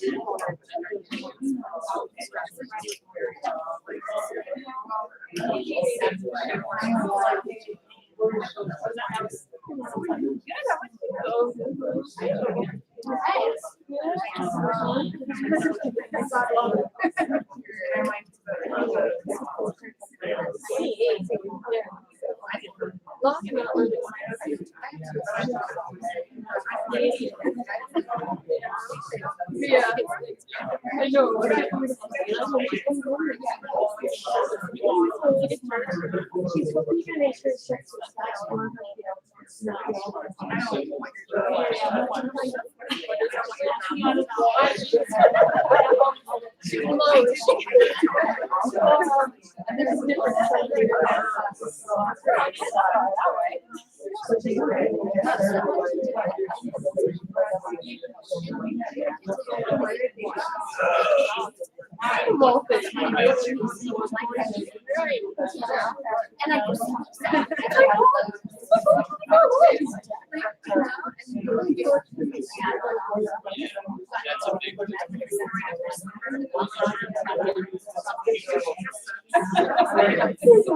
You were gonna read the other. That's why it's hard.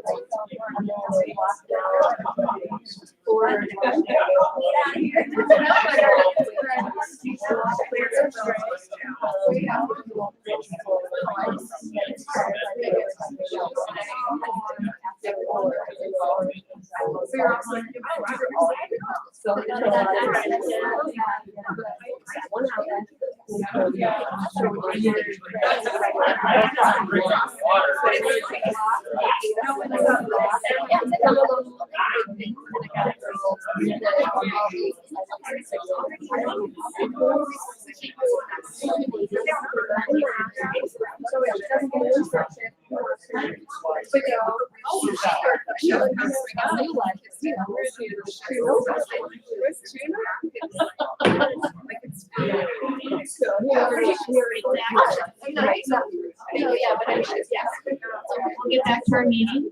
Oh, you did it.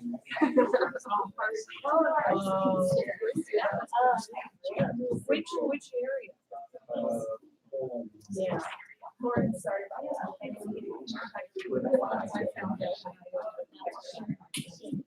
Yeah, thank you, sorry. I hate to interrupt. It's the worst. Maybe it's not the worst.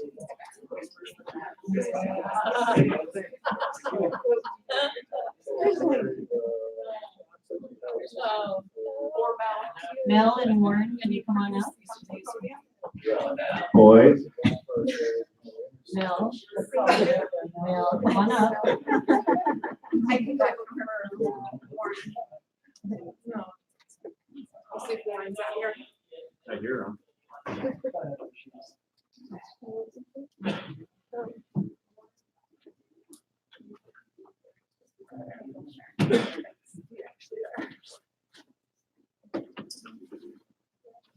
Shannon's retreating.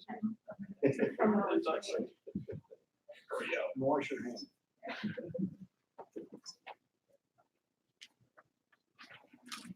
I agree.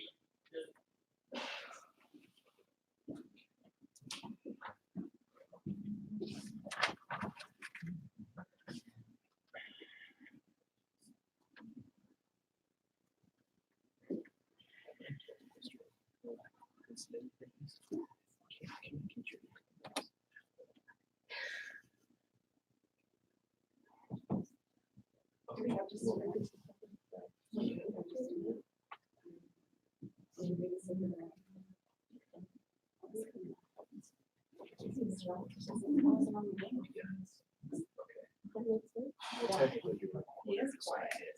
Yeah. And nobody's really read this. All right, so we'll move on to our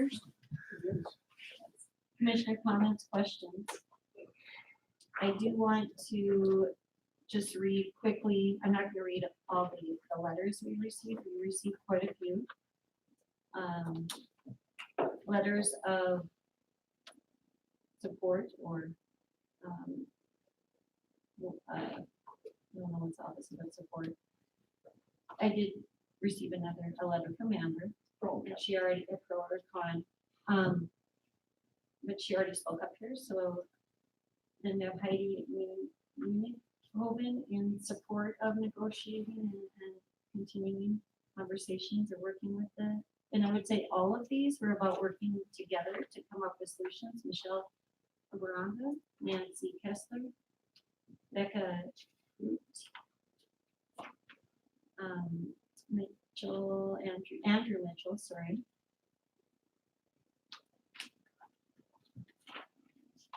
Melinda Harrison. Nancy Kessler. Pete Copelilo.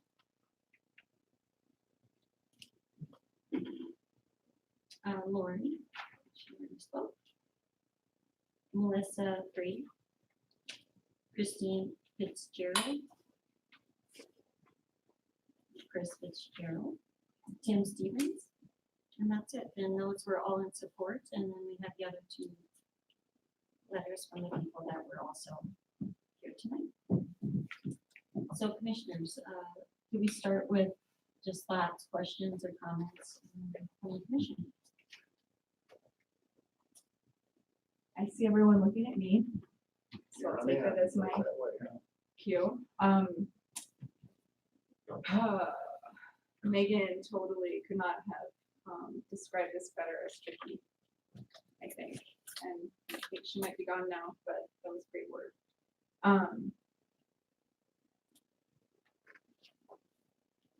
This is a very tricky one for me.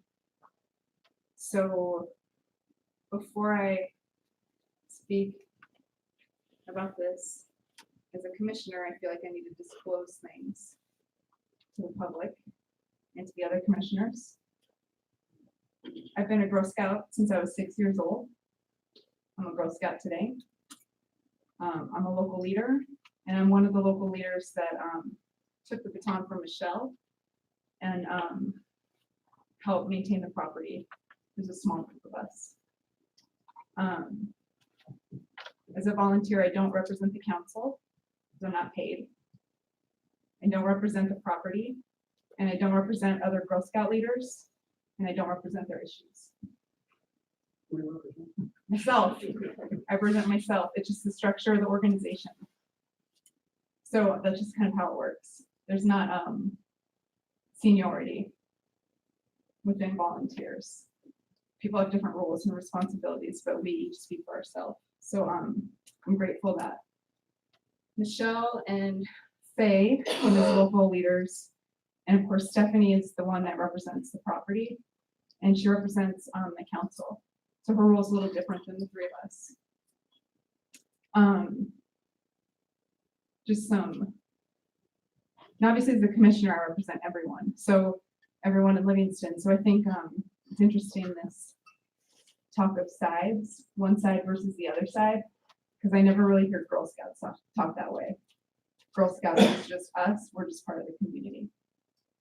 There's not really an us versus the community, we're all just the community.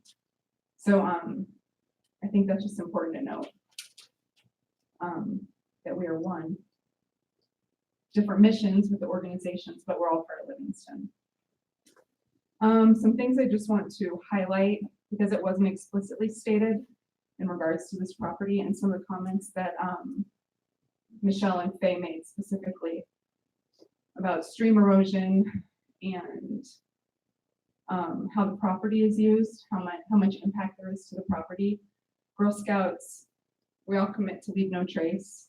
Girl Scouts were doing leave no trace before leave no trace had a name. So when you hear Girl Scouts talking about impacts to the land, it's part of one of the basic values that we follow with our commitment to Girl Scouts. So I just wanted to point that out, that that's sort of a value statement. I think that what they're getting at, it's part of the values that we all adhere to within our organization and locally with the property. Let's see. So as a commissioner, I've received a lot of emails and support like you all have. And I would say I've received just as many comments, mostly one-on-one face-to-face interactions with negative feedback. A lot of people are in disbelief or frustrated, or they're straight up angry that people in our community are using Girl Scout trails without permission. So I know we haven't seen a lot of those emails or heard a lot of public comment on that, but most of the people that tell me that are also saying they won't speak publicly because of concerns of retaliation or retribution. And I know it's easy for people to not believe that because most people inherently, I think, are good. I mean, I believe that. I'm on the property and I think most people are good people. I think it probably is representative of some of the very negative experiences that some people have had, including myself. Just personally, so you all know, I have had I've had interactions on the property where I don't see anyone, like time on the property where I don't see anyone. Most of the time I see people. Most of the time that I see people, there's also dogs off leash. Sometimes I just see dogs off leash and not people. Stephanie speaks for the council, so she's the one giving the official word on what the real issues are. I'm just speaking as a local person and what I personally have witnessed. I've been on the receiving end of hostility as a Girl Scout leader. That's also with the troop present. Coming over hills, coming up with dog walkers, dogs off leash, the girls being told, that they need to be careful because they don't belong there. It's the dog park and we don't belong there. So there's been all sorts of, and then all of the things that I think have already been brought up. Dogs coming into buildings, entering people's cars when they're loading or unloading kids, disrupting ceremonies, being present or coming through areas where we're working on things like the things that Michelle talked about, outdoor training, like knife skills, fire safety, different things like that. Those things have all happened to me as well. And somebody asked, I'm kind of jumping around and going off my script, trying to respond to some of the things I've heard you all say too. So somebody asked, and I'm sorry, I don't remember your name. Is it better now than it was? So I wanted to kind of get at that. I think yes and no, which I realize isn't helpful. Yes, I think it's better that there's probably less, I think based on what I'm not like an official tracker, like I can't like go into an area and tell you who was there when and how long ago they were on the site. Like I can't like track people in that way, but I can tell if the property is being used or not. And so just by like where the paths are, where I don't need to mow because there's been enough activity, but the grass isn't growing there, that kind of stuff. So the property is still being used, I would say. This is the last time I was there was last week. I think the property is still being used in places where Girl Scouts don't go. And but I think that the numbers of people have probably decreased based on the impact that I see.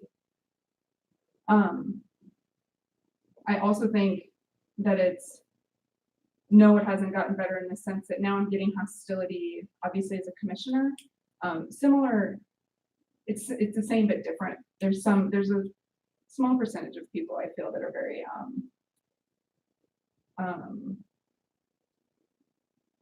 angry about this topic. So that's still there. But overall, I think I'm happy and really grateful to see really great efforts being made by people in our community to treat each other more kindly regarding conversations of the property. To me, that's change and there's something shifting there. Lauren, I think you get credit for working so hard, taking the lead and trying to talk about this in a new way and trying to keep a level of decorum and respect. I think everybody in this room is never going to agree on any one thing probably ever, but how we talk about things is important. So I really appreciate the level of civility and respect you're bringing to the table around this very difficult topic, which so many people feel really passionate about. Thank you. So that's changed. Does that help answer your question on? Oh, yeah, thank Okay. you. Thank you. So yes and no. So yes and no. Let's see. So I think the other thing I just want to tell, and this is mostly for the commission, because I know a lot of people have been meeting with me one-on-one, knowing that I'm a Girl Scout leader and a commissioner. And there's just some like general information that I think you all should know as we talk about this property as commissioners. Stephanie talked about, and Michelle, I think, talked about how neighboring Girl Scouts communities, or even not neighboring Girl Scout communities, sometimes use this property, because it's not just for Livingston Girl Scouts, it's for Girl Scouts. Use this property, and the impacts of the property, well, I think that there has been sort of collectively a change in tone, which is positive. And I'm a big fan of looking forward and seeing what can we do now. I think it's important to recognize where we are and what the impacts to our community are from what's happened here. So there's other people that now, that used to come to this property and use it within Girl Scouts that now actively avoid it because of their interactions with people in Livingston. And that's very concerning to me as a commissioner and as a Girl Scout leader. That Livingston is kind of getting a bad rap as being an unfriendly community because visitors and guests to our community have been, had bad interactions on this property themselves.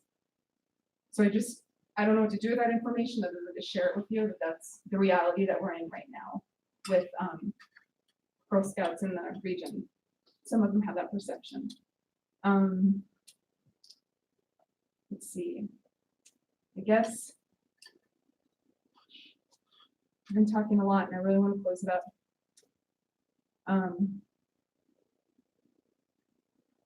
So I recognize this is one of the things I've been criticized about is that I'm a Girl Scout and I need to be able to take off my Girl Scout hat when I'm on the commission. I've been told that I'm too fully a Girl Scout. So I recognize that Girl Scout values are actually a part of who I am because I've been raised in the Girl Scout tradition. It's a conscious effort or conscious choice by my family. But my sisters and I were all raised within Girl Scouts, third generation Girl Scout here. I can't take those values and the skills that I've acquired and take them out of myself because it's part of who I am. And quite likely it's why I'm sitting on the commission with the four of you, is because of my history with Girl Scouts and the things that I learned in Girl Scouts. So I am in support of Michael Carter's working with Stephanie, continuing to communicate with her and figuring out where do we go from here. I do want to just point out, because I don't think anyone else has, I don't know if the council and the property committee, the Girl Scouts have a different structure of decision-making. I think if you guys want to hear what that is, Stephanie can speak to it if she's willing and able. But I don't even know if the council and the property committee is even willing to consider an agreement. And that decision's beyond local Girl Scouts. It doesn't really, I mean, it matters what Faye and Michelle and I and the rest of the local leaders think, but that decision does not lie with us. It lies with the council. And I don't know what their stance is on that. I do think that things need to improve. And I'm not sure what the path forward is to make things better. But I do have confidence in thorough process. You all know that. And I do think that Michael and Stephanie have been working to foster a good working relationship. Either one of them can correct me if I'm wrong, but that's my perception. And so I think while there's not a legal conflict for me to vote on this issue tonight, because I don't get paid by the Girl Scout, I feel completely ethically conflicted. Because my vote and my position has been perceived as representing Girl Scouts and local Girl Scouts, even though it's not. And I am aware that that's the perception, so I feel ethically conflicted to vote. Since I don't want anything, any vote that I would take to be an endorsement or rejection of a proposal. And I will ask, before I yield, if Stephanie wants to answer these questions or is able, I'll just ask it. Do you want to share the process on the Girl Scout side if there's a process moving forward? And are you able to share how this easement or a different easement, depending on how this moves forward, hypothetical easement, how that would stack up as a priority, do you think, for the property committee? I don't know if you know the answers to those, but. And then I yield. With regards to the process, we have a property committee and a board of directors to enter into legal binding contracts that create kind of encumbrances on the resource. Sometimes needs to rise to the level to have their approval. I mean, it depends if we have their approval or not. Part of our process would be to have continued conversation with our membership locally, as we have been throughout this process. Their engagement and their agreement to that outcome, we feel is important. As you mentioned, not everyone is going to agree on everything all the time. But it is an important piece of the process to include our membership. Does that answer your question on process? I think so. Do any of you have questions on process? It's one of the most common questions I get as a Girl Scout / commissioner regarding that. No, that makes sense, looks like sense. With regards to priority, I think your question was. Yeah, like if, I know, but I don't know if everyone else knows that when the property committee in Girl Scouts of Montana and Wyoming own a whole lot more than this 10 acres and cabin in Livingston. So I'm curious if you have any idea how this stacks up in the priority list. I mean, I know like as a city, we have a strategic plan and a list of priorities. And I suspect on the Girl Scout side, there's also a plan when it comes to properties and priorities of issues that the property committee tackles. And I wonder if this even makes the cut. Like would an easement through Livingston even enter the conversation, or is this like, they don't have the capacity for this right now because they're dealing with, I don't know what else they'd be dealing with. Sure. Bigger, more expensive properties. I don't know. Right. Yeah. You're right. We do have quite a few properties, and we do have, capital expenditure plan and an overall, objective. Really high level overall objective is property is within our portfolio in whatever form or fashion, whether we own it, lease it, rent it, whatever form or fashion, it's in our portfolio for the purposes of supporting our membership.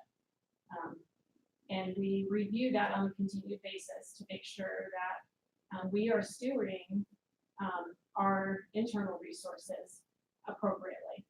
And this property, of course, is an important resource locally. And so we have taken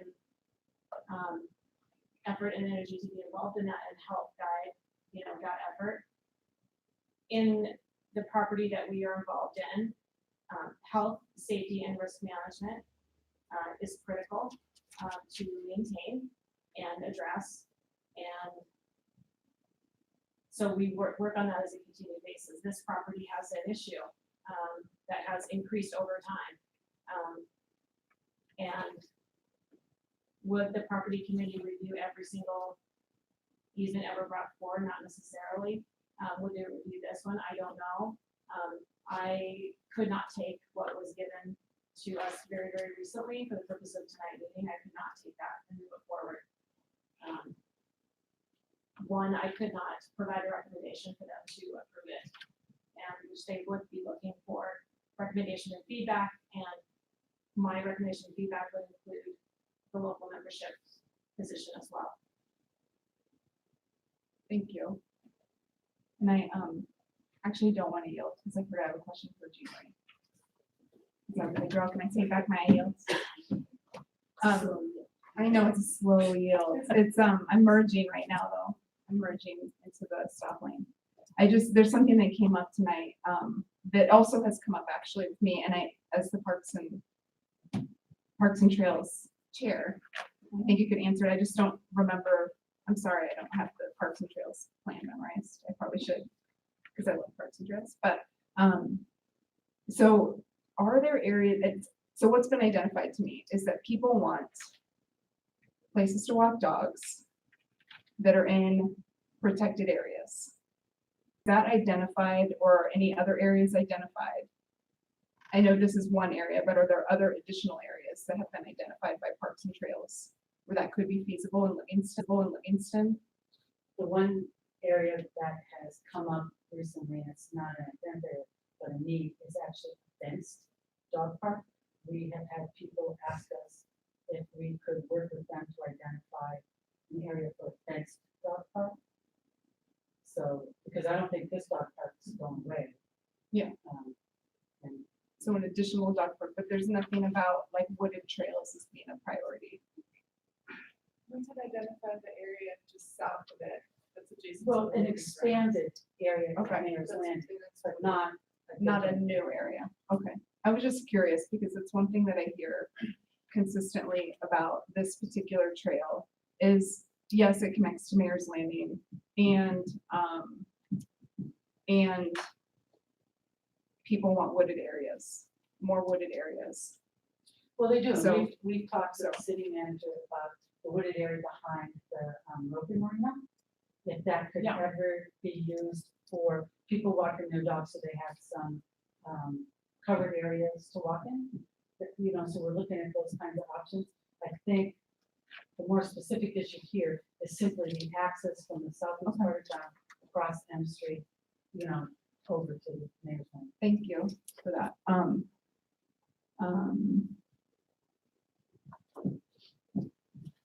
Something else there in my head. But I'm gonna stop. Thank you, Drew. If it comes back and it hasn't been addressed, I'll bring it up. Thank you, Melissa.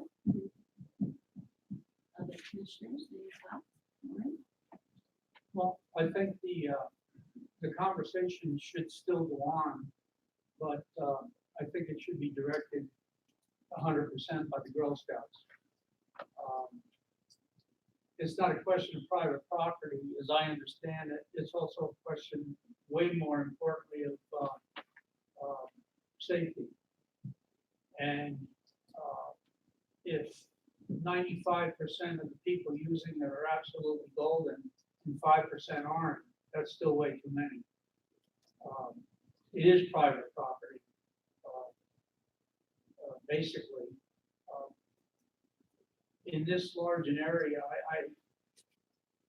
I used to have dogs, but I don't see the almost mysticism that's being put on this one particular place.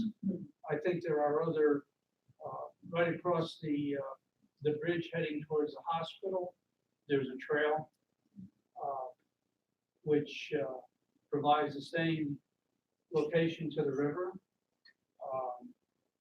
I think the probabilities of problems of the Girl Scout area far outweigh the benefits. And again, I'd like to see the conversation continue. But again, I also would like to see it totally dictated by the requirements of the Girl Scouts. Thank you. Thank you, Warren. If I've ever been unprepared, this is one area I'm unprepared. I have a dog that goes from my house 1 block to Sackwood View. We've been doing this for 5 or 6 years. And I haven't seen any problems there. You know, people are saying unleashed areas, leashed areas, we got bags. I've never been on this damn trail, and to look at these pieces of paper, that doesn't tell me a damn thing. I would want to take a walking tour and identify what's public, what's private, what the problems are. And I've never been a Girl Scout. I scouted girls in my, but, so I really don't have, I have no background. If you said, let's make a decision tonight, I've investigated this for 2.5 days. Everybody I talk to loves the damn trail. They love it. So there must be something about that. But then you talk about a bridge that doesn't exist anymore. And I'm saying, okay, wait. This really requires a fresh start. And I really mean it. I'd have to take a walking tour on it because I can't tell anything about this. I don't know where the neighbors come into this. I have absolutely no background in it. Obviously, there's a problem. So I really need more education, really to talk about it. And there's a lot of people that invested in it. Must be closer to it or something about it that they're that way. So, you know, for sitting here, I'm very honest with you. I just can't make anything out of it at the moment.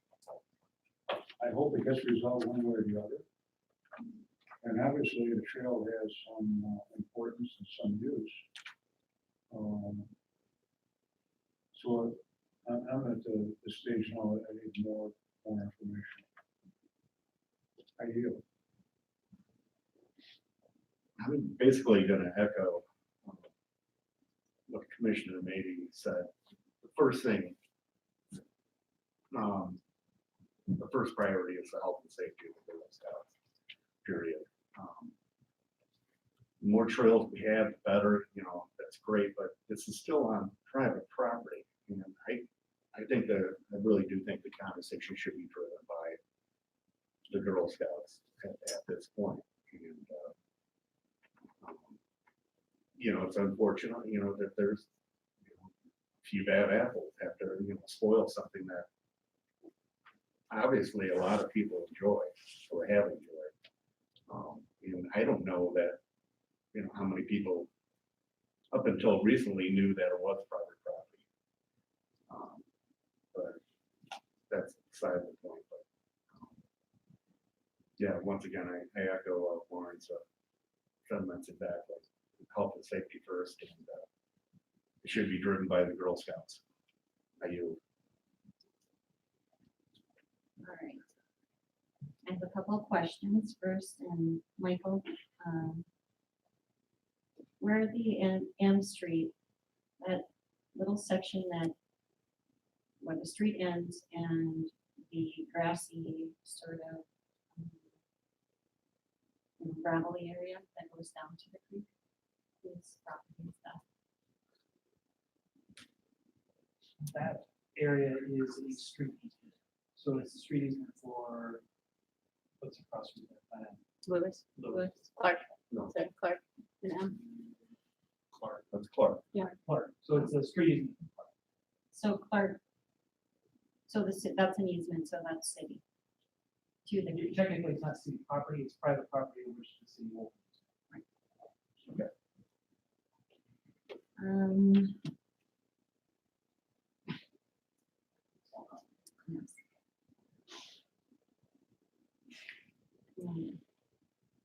So I was trying to put the history together. And there's one thing that I can see throughout this history, that from just gathering from what people have said at Parks and Trails, from Girl Scout leaders, Girl Scout entities, is historically, I feel like this was a setting or a place that people worked together. And so I keep thinking, why can't we continue that? Because if you think way back, the Girl Scouts bought the property from the city, and from the document I saw, it was for $1, which the city has done that before. And they sold it at a time when the city wanted to have less property because economically it was harder. So they worked together, sold it for $1 to an entity that they thought would be a great addition. So there was teamwork. Then the remediation and cleanup of the creek, when it happened, they worked together because they didn't stop. The Girl Scouts knew that there was people on their property helping clean it up. They worked together to get it done. And they came to a middle ground to say, hey, we can use this. We would like to have this situation cleaner. You know, there was trucks and different metals. So that was in 2001, and people were still working together to get it done. And then 2008, we have the Girl Scouts bring it to the city that they would like an easement and to work together with the city. And then we are 11 years later, and we have two different sides that don't seem to be willing to work together, which I find ironic. Is that the word, or an irony? So all these years, people worked together to try to find middle ground, and they saw value in working together and to offer different options. And I hate to hear that a few bad people are ruining what's good for our children and for our community and for our natural environment, because this is really one of the only truly natural parks that we could potentially have, or not even a park, a trail along the creek. We can, you know, something is on the smaller side of use to offer this as a gift back to the people. I mean, it could go any way, right? I mean, it could go. But those bad people, and they're the loudest, and I've said this 1,000 times, and I'll say it again, the loudest people making rude and inappropriate comments are on Facebook. And I have a problem with the fact that we continue to not have those conversations face to face. And we will slam each other and rip each other. And it's not just Facebook, but behind each other's backs instead of talking to each other with cordialness and to move forward and getting things done. So my feeling on this overall is let's start working together again, because it's been done. And this group of people that care about the Girl Scouts, and this group of people that care about access and having a trail of some sort, they're all people that, 10 years ago, they might have been able to work together. So why can't we get there again? I hope that we can, because I think that there's huge value in both, that we can find some middle ground, and we can maybe see that at one time the city gave to the Girl Scouts, and then another time the Girl Scouts gave to the city, and let's get there again. So I would hope that we continue the conversation and we continue to work towards a better sense of listening and a better sense of understanding what others are going through, but not putting number one, those strong, loud, rude, mean people as the ones who are dictating how we get through this. I do have one, so that's my opinion. I do have one question, and this might be Jay. So it is a private property. We've stated it multiple times. When it comes to private property and what are the different roles to keep the private property? Say if I have a house, right, and I have property, that's my private property. If people start encroaching on my private property, I might do some certain things, to protect my home, put up cameras, for, what's the role of the city in helping them protect this property, or is it county? And what is the role of, what could their potential role be on protecting their property? And how do we? They can basically do anything they want that's allowed in the code, they can put up a fence. If they need a barn, perhaps they can do a variance. They decide to do that. Yeah, cameras. They can't set traps to hurt people, obviously. So there's a lot of things.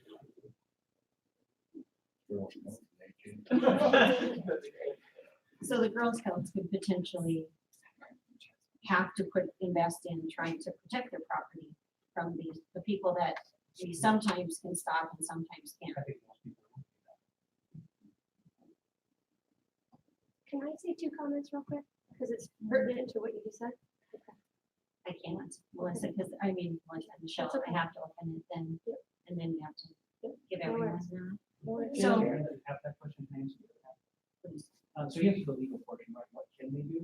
In the county, they can do whatever they want. They don't have to limit to 6 feet. They don't need a variance. They don't need anything. They could put up a 12-foot barbed wire fence if they want. Because it's their property in the county. I think what is the city's role in it is a question you asked. That is not a legal question, more of a moral ethical question. And I think the city is a cause of the trespassing because of where we place the dog park and the fact that we allow it to occur. So I think we have a moral and ethical duty to assist in at least informing people that that's no longer, or actually never was, responsibility is just to ensure that we are not taking actions that worsen. Right, it's not our responsibility to stop people from going on. In fact, we have no capacity for law enforcement in the county. But we do have a responsibility to make sure that we're not making the problem worse. And I think that's where we fall. All right, so that is my last question on it, but overall, I still feel this is something achievable for both sides, for safety and for, it's good for kids and good for girls in this case. And creating strong girls is always a good thing. And so I'm hoping to see in the future continued conversations with thoughtful dialogue and kindness in how we present. So at this stage, That map is inaccurate. well, Let's point that out. It show, leaves out the Moja Campbell Dog Park, and it calls it Elmira 11, that's incorrect. okay, thank you, Patricia. So the circle is, on the end is more the Moja. Moja Campbell. I was thinking. So, at this point, we move forward with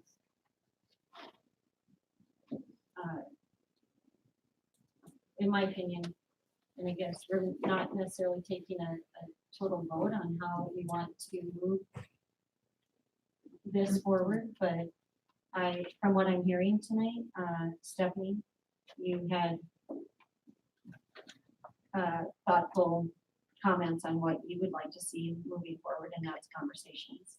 And that you have some problems with this, some of what was presented in the document, and the city is willing to have the conversation. So I think that's at this place.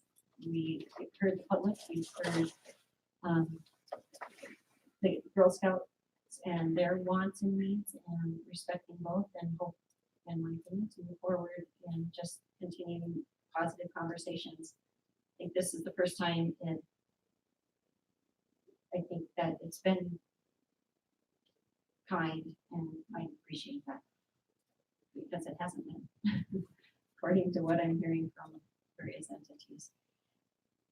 So are we in agreement that we don't need to make a vote on how it moves forward? Or do we want to? I would agree with that. Yeah, there's really nothing to take action on, except to keep the dialogue going. Michael, Stephanie, right? Right. Which also brings us to be at the table. Why don't you bring that up?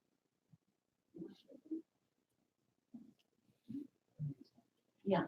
Okay. that- All right. Yeah, I think that's what I need to do too. Okay. So moving on to action item B. Discuss, approve, deny accepting Parks and Trails recommendation to alter the master trail map to change the trails depicted on the Girl Scout property. Mr. Cardinals, and I could explain part of this too. Sure. Part of this process. So this is, really, what this is to correct some errors in our master Parks and Trails. In the maps that we depicted in those documents, or planning documents, we depicted the trail across the Girl Scout property as a current trail, and it was not a state trail. It was a trail that was under use, but it was never a city trail that was sanctioned by the city, built by the city, maintained by the city. So that was incorrect in how it was depicted. So all this action I'm doing is giving me the authority to change the maps back to how it should be. So we'll change it from an actual trail to a future desired trail, and we'll put a footnote in there that originally was incorrectly listed as a current trail, which it is not. So it's still, from the Parks and Trails point of view, and Gene can correct me if I'm wrong on this one, it's still listed as a desired trail. It's something that they want to work towards in the future, but we don't, in case somebody more in tune with this than me comes in and actually goes all the way through our Parks and Trail master plan to find a map of trails, we don't want to incorrectly mistake that that's a current trail. So this is just to correct it at the request of Girl Scouts. We will make that correction. update our products online, and then they will be correct. And also, in addition to that, it's common for parks and trails or, you know, from county to city parks and trail committees to have desired trails, even if they are private and through like subdivisions and different things. So it's not saying this is what we want, this is just something we would like to see incorporated into the community or into the trail mapping in the future, into the trail system. So and it's common in subdivisions, it's common in other places within communities. So I guess we have to open this up to public comment. Jean Suvi with the Parks and Trails Committee. When the city manager brought it to my attention that this map was incorrect and the request had come that the Girl Scouts wanted to change the map, I brought it to his attention that there was another map that also had this trail on it from 2007-8. This is the city county trails and greenways plan, and I was on that committee back then. It was a joint city county thing, and I said, if we're gonna correct trails, we should address this one as well. And this, commissioners, is an example of why there was so much confusion about that trail from M Street to Mayor's Lane. There's, you know, 2 documents where we put that in there as an existing trail because people had historically started using that trail, especially since we did the cleanup. They've gone over these impromptu bridges. We had an actual bridge there that we were looking to put across M Street, but it turned out to be too big, and so on. So there was no ill intention there to try to trespass. We thought there was legal access there. So the Parks and Trails Committee considered it. We're fine with changing these to proposed trails. Our only concern was to make sure there was an indication that this is changing the original map, so that if people look at 2 different maps, they understand that this is an amendment to a map that was published a long time ago and that may not be reprinted. So there would be very clear why there was 2 different versions of the map. This trail is not going on the map we're going to print with in the next month or so. I mean, that was part of what started all this. The county was going to include that trail. It is not going to be on that map, and certainly it's not our intent to, you know, put that on future maps. So the committee was unanimous in saying yes, correct it, just make it clear that this is an amendment to an existing map. Thank you. Any other public comment on action item B?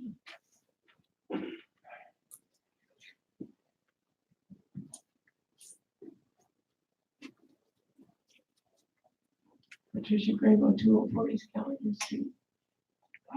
2 things. First of all, the Bozeman Trail was also on that original map.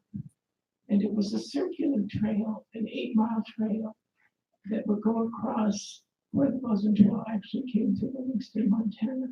And that's why the Bozeman Trail connector was, we worked hard for a $37,000 grant to create the Bozeman Trail connector that would connect the Bozeman trails that went over the north side of town and then along Front Street. So we had actually a circular trail. And that was on the original trail to which he's responding. So I'd just like to mention the Bozeman Trail. It's a really, Livingston is such a significant part of the Bozeman Trail, and we have the chance to save the Bozeman Trail as it came to Livingston.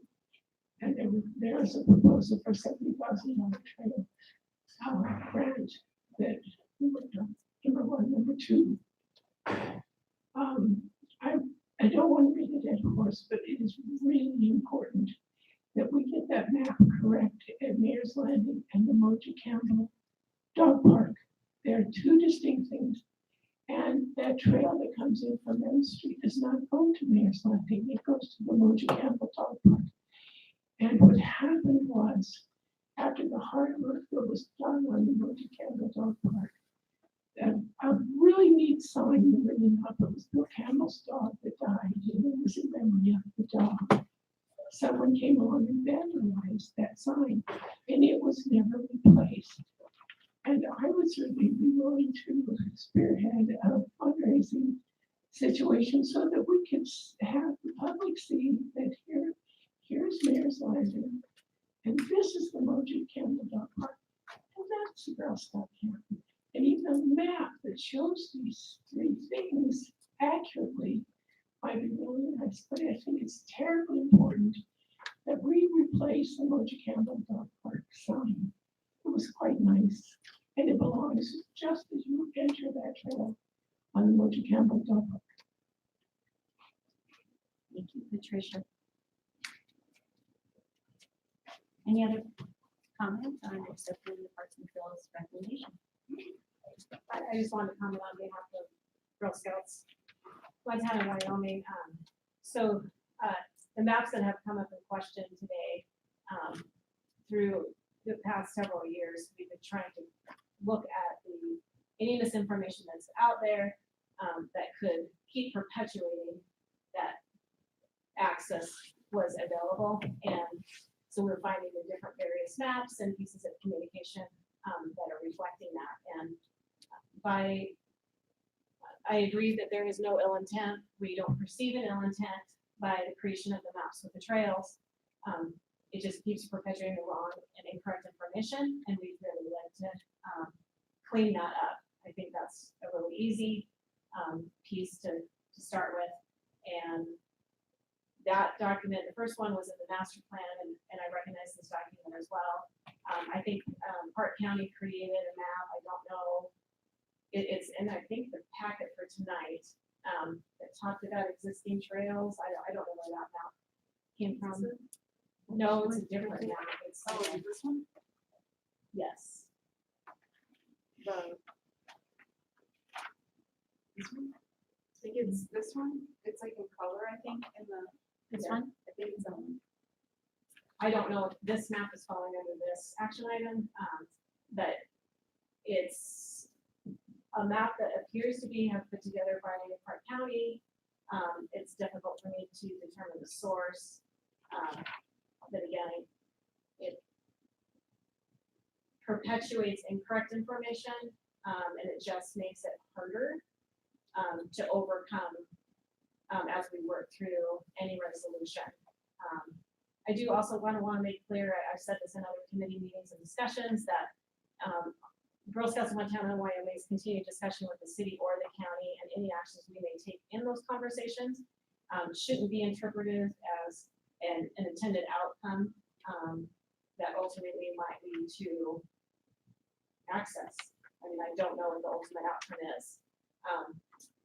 Our concern again is health and safety of our members and the risk at the property as a entity that owns the property. So I just want to go on record to say that, just so there's no misunderstanding down the road at all. So I do appreciate that this is an action item so that we can clear up any miscommunication and printing material. And Jeannie Marie's help in doing that as well, and Park County and whoever else might be involved. Thank you. Thank you, Stephanie. Any other public comment?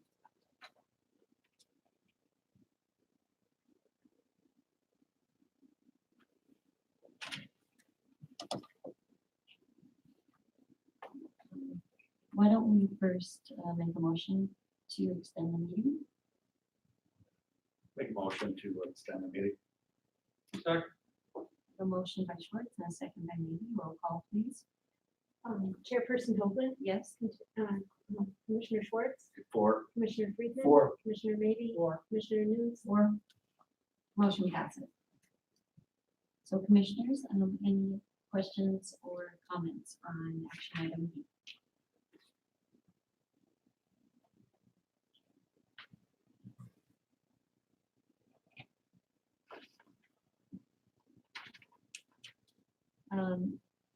I think this is pretty straightforward, that we're just trying to correct the incorrect information, making this appear like it's public property without a trail.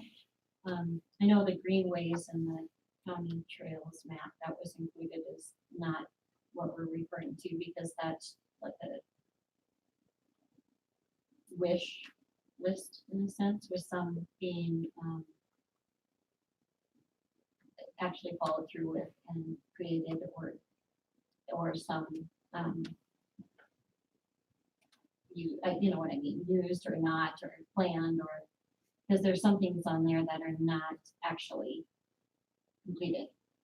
It was more of a committee working together to come up with how they wanted to see the trail system. So really tonight's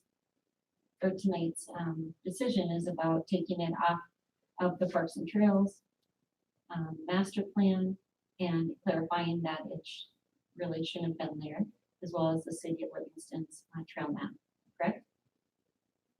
So This, The city.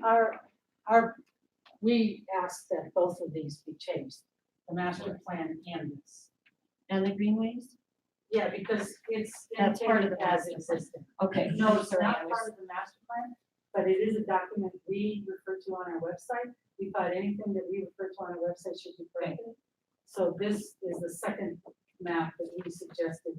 I just putting Yes. proposed, okay, Yeah. so that is more like the proposed dream list, Well, it And includes, it doesn't. but it does this. include it, so we'll make sure it stays proposed, okay. So straightforward then to correcting both maps that are incorrect. Now, what are these? Those are for the last item.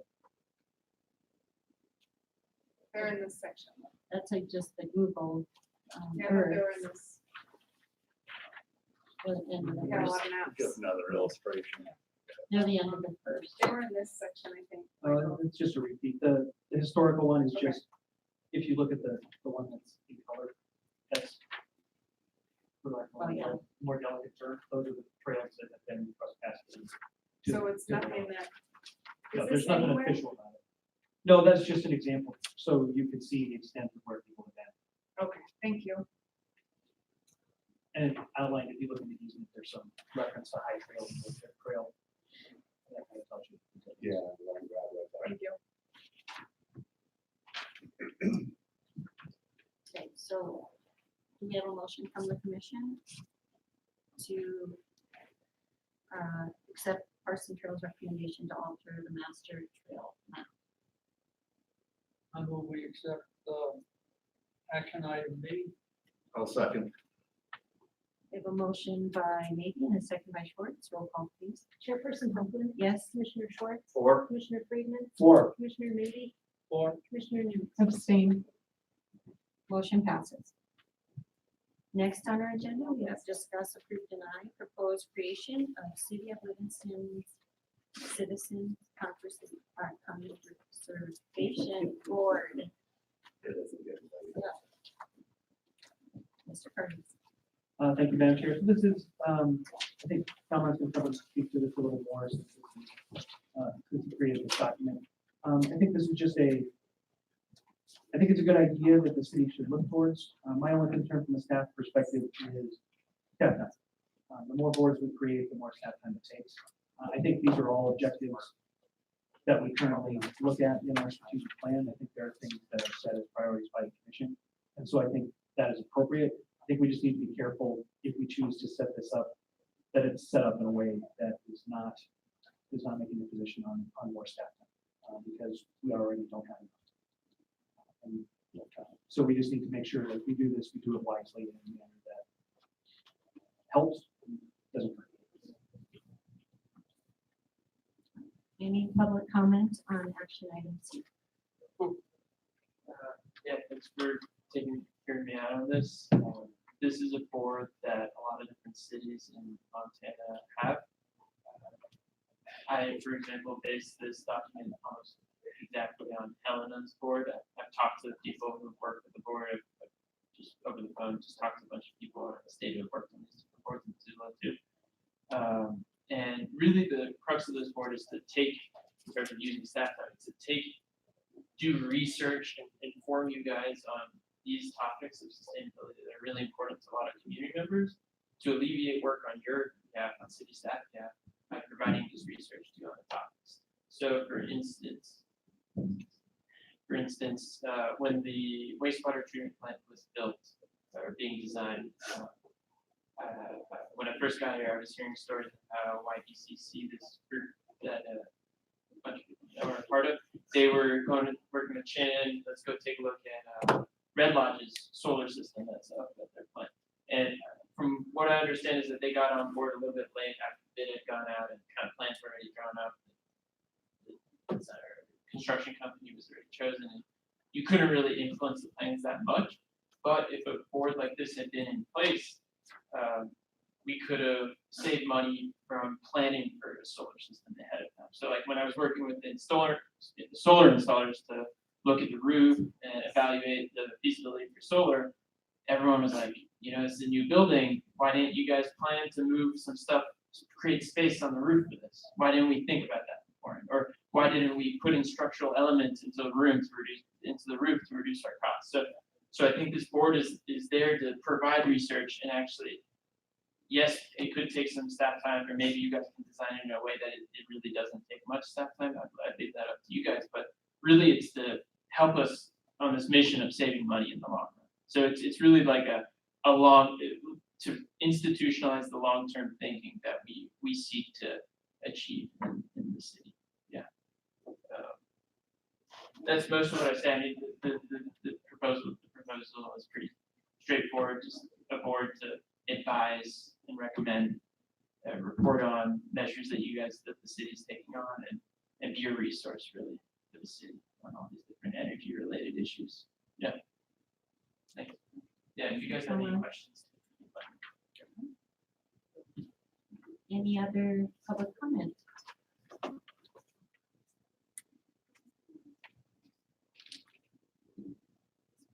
My name is Joan Cressage, 410 South 6th Street. I want to mention that a couple of people had to leave who wanted to comment in favor of this.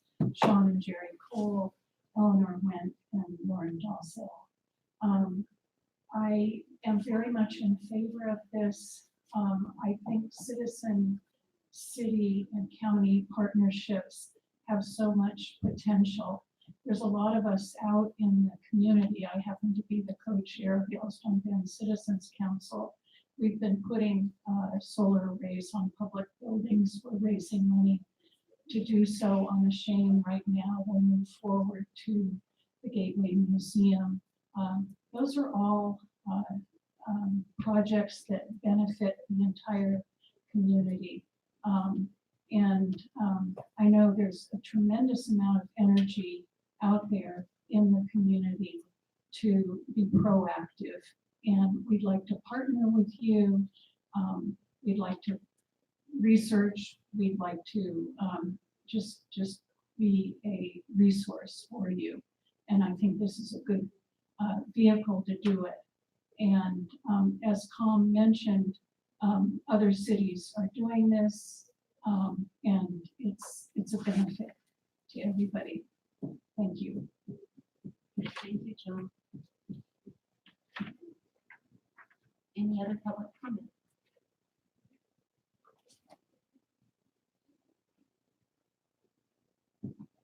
Commissioners, any comments or questions?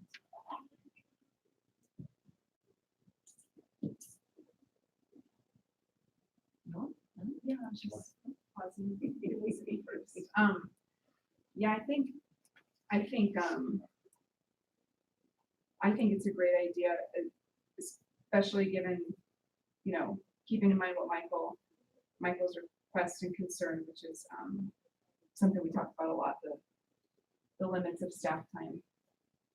That they do also have limits and can't do all of the things all the time. So thinking about how could we create a board that is helpful instead of more work for the staff. And I think we can do that. And I think everybody wants to save money for the city. So if this helps us get there and reach that goal to save money, I think that's great. Thinking about it supports all the things that are already coming up that we're talking about, money savings and wise investments. And I would like to see it go forward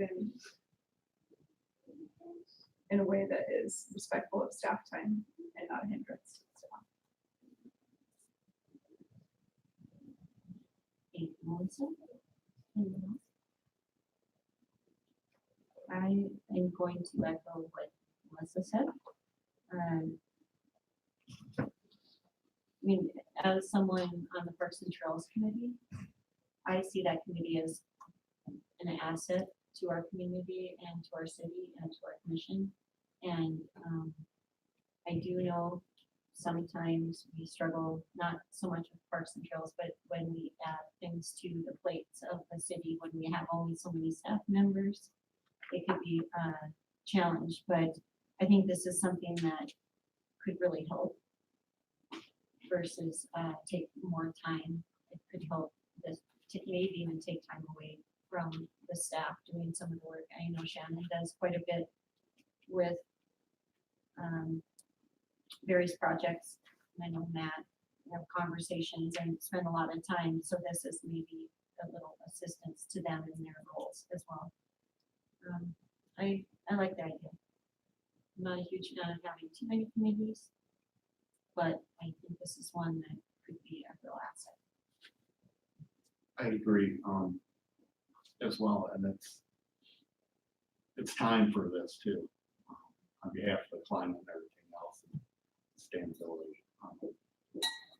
It's only gonna become more and more important, so, and I agree exactly. We can find a way to do it without tying up a lot of staff time. I'm all for it. Anyone else? Do we have a motion from the commission on action item C? Make a motion to approve action item C. Second. We have a motion by Schwartz and a second by Moose. Roll call, please. Chairperson Hoagland, Yes? Commissioner Schwartz, Four. Commissioner Friedman, Four. Commissioner Maybe, Four. Commissioner Nunes. Or motion passes. So it will take a little, that will take a little time, of just So the- starting the board. The next John's step gonna is head it up. in the process, we'll have to come up with actual, like the actual bylaws for a commission. And then once we draft those, we'll get those in front of you.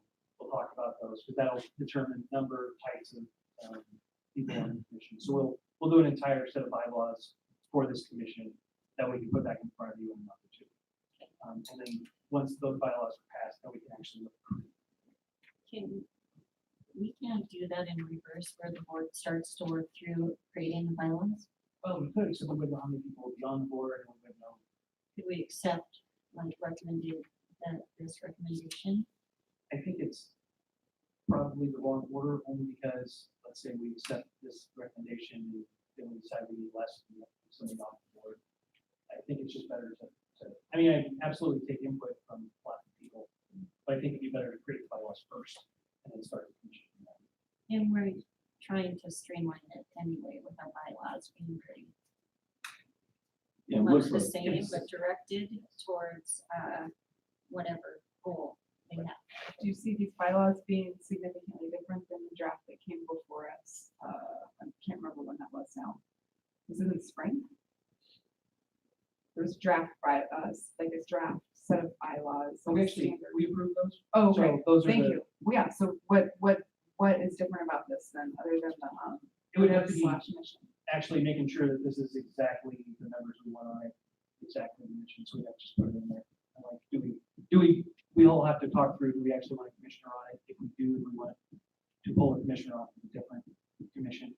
I don't think it's anything so much about the composition of this board as in how does it fit in with the composition of our other boards? And maybe we want to take a commissioner off of a different board and put it on this board, or maybe we don't want a commissioner on this board. It'd just be the details exactly how we want it set. Your concern is that one commissioner would be on two boards with an additional board. Which has happened before. But it's what we try to get away from. It's having to extend it. Thank you for clarifying that. Michael?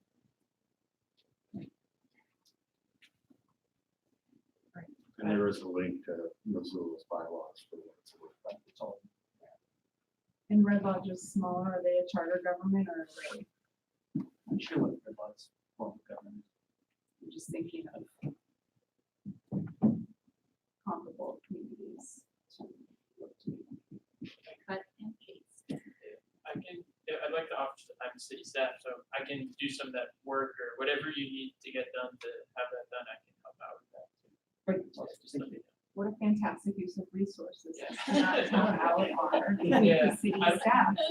Also, like, in terms of when we talk about using city staff, me or my replacement is city staff, and I'm doing this work all the time. So when we talk about using city staff hours, this is really just enabling me to do my job better for my replacement. Is there a way? But you have to have the lights off. Okay, you can't do You want any of to your work with lights on. Yeah, Honestly, that is one of the things I would change from this proposal, is I would say if the city has one, the Energy Corps volunteer would be on board. Yeah, Like- I didn't know if that would be allowed or what. But we can do what we want. Yeah, So you'll be- I think that would be preferable to just say it's not required if we don't currently have the position filled. But if we do have the position filled, then it's part of the contract. Is that a way maybe to, I don't know how that affects the timeline with your departure date. But is that, if Com can help with that, does that change, I assume that might change the timeline a little bit because you're obviously, and Shannon's, you all have very different job responsibilities than Com. So does that, Sure. I actually don't think this is gonna be that difficult. The only thing is I probably won't be here next meeting, that's gonna be vacation, so it'll be the following meeting. And then our new Energy Corps employee will probably be here in mid-October. Or beginning of October. so Orientation from Oh, yeah, fourth or fifth. mid-October. I would assume this would come before you again in either the first or second. week of September. so Com could still start it and get the Yeah. the main part done, and then the next person would just pick up where you left off and Yeah. and the city staff would support, okay. Thank you for reminding that. Okay, let's move on. Discuss, action item D, sorry, to discuss scheduling August commissioner listening session. Is that You? That's up to you guys. You better take that one. Me? Oh, yeah, meet with Phil every second Sunday of the month. Anymore, he just calls me, let's go have coffee.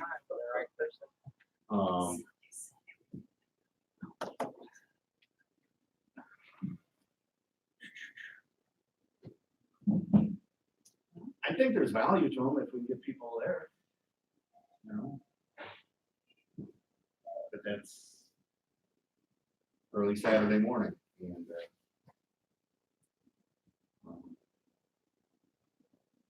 It's on Saturday mornings. I'm just gonna check my calendar. Are those dates and times set in stone? Nope. I mean, they were always, when Jane set it up, it was second Saturday of the month. Jerome, what about that idea that we once talked about? Some other communities around Montana, the commissioners meet people at the farmer's market. You know, there might be a way to like meet people where they already are. I don't know what that would look like. Just an idea, if you want bigger turnout, Quentin, you get it. You go to the farmer's Yeah, no, market, you could, meet yeah, some folks. you could do that. You can mix question and answer booth with a dump booth. Yeah. And you could be the one on the platform. I was gonna throw balls. Oh, That's not a nice bad try. idea though, to utilize farmers market. Yeah, I don't know what that would look like, we have to get a tent or Just get something. a table and have two commissioners at the table. And, police chief or assistant chief.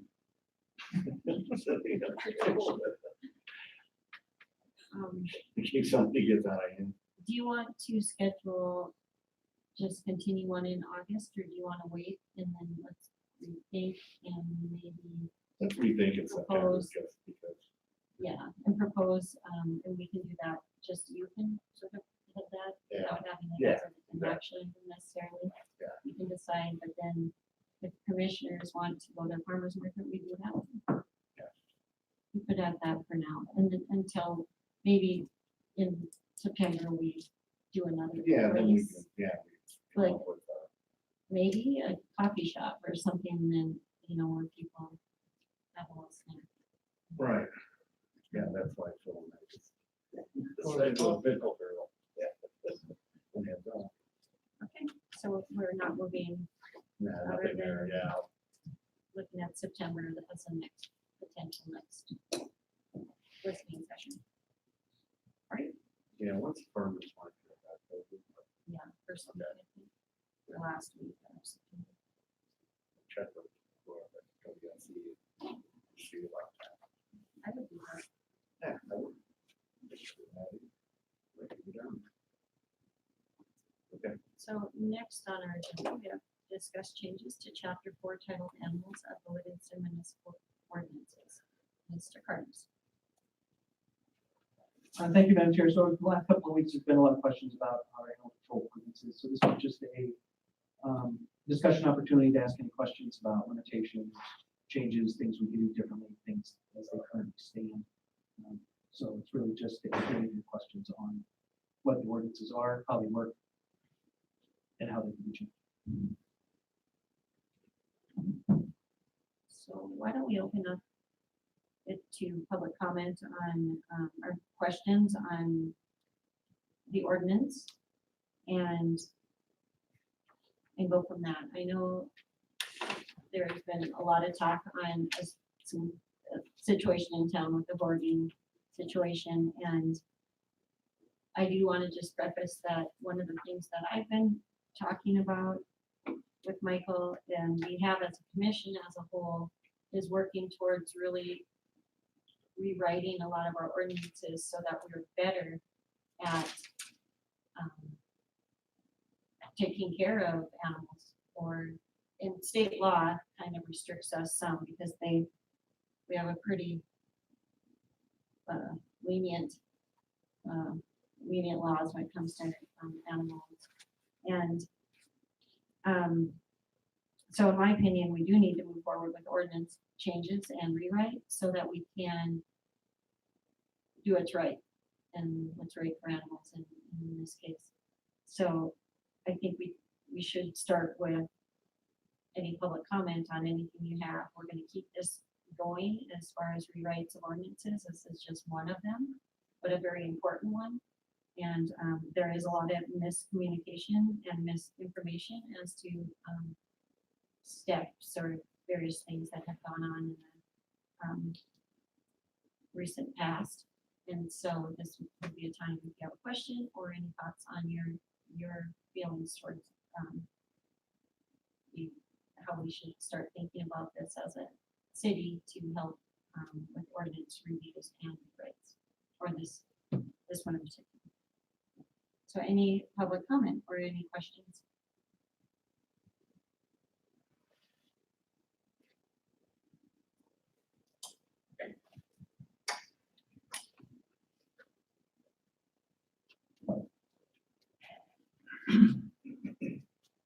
District 204 East County Street. I was on the commission when we decided the number of animals that would be considered hoarding, or the number of cats that were allowed in the household, or the number of dogs that were allowed in the household. And an ordinance is irrelevant if we do not enforce it.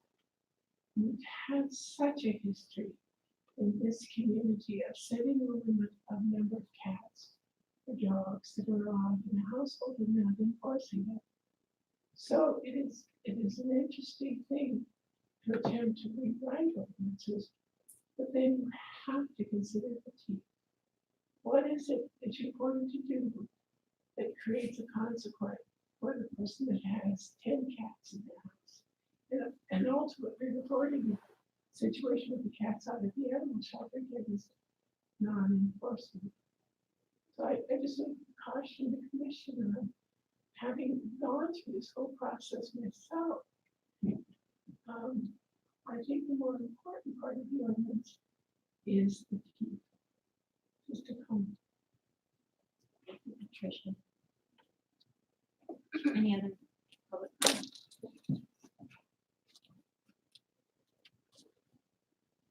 Remember when Mr. Southbound? I think in regards to situations such as we find ourselves now with the animal hoarding, the bigger question at large is what are we doing for mental health?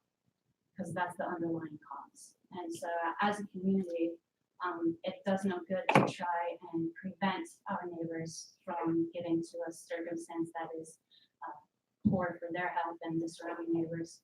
I've had neighbors who've done this, but it's more important. How do we as a community support those who don't have a network to catch them as they are falling into mental illness?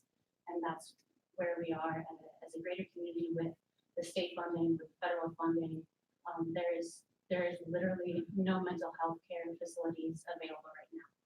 I personally had a neighbor who's fallen into a complete schizophrenic manic episode, and until he did something violent where the police were called, there was no way to help him. I called Warm Springs, I called mental health services that were listed online, and they had literally closed down. They're listed on the state websites, but they're not in service.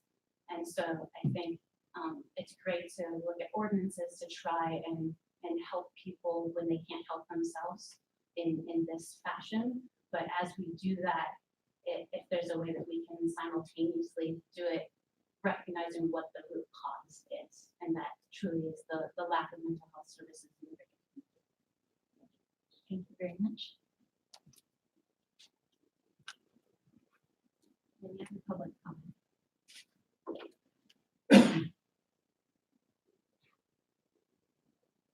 Commissioners, thoughts?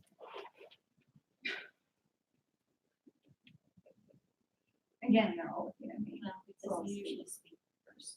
It's kind of your natural order, I don't know why, but. You enabled us. Enabled you. Yeah, I mean, I agree that we need to look at our ordinances and see, not just what they say, but are they enforceable? And how can we, I'd like to get feedback from the staff. Is there something that can be updated so that they are more easily enforceable for the people that work for Livingston? And I think we do talk a lot about how mental health services, and I think that Amber is spot on.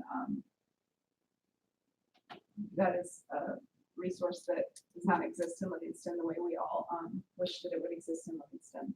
So that's definitely a part of the equation that's beyond an ordinance.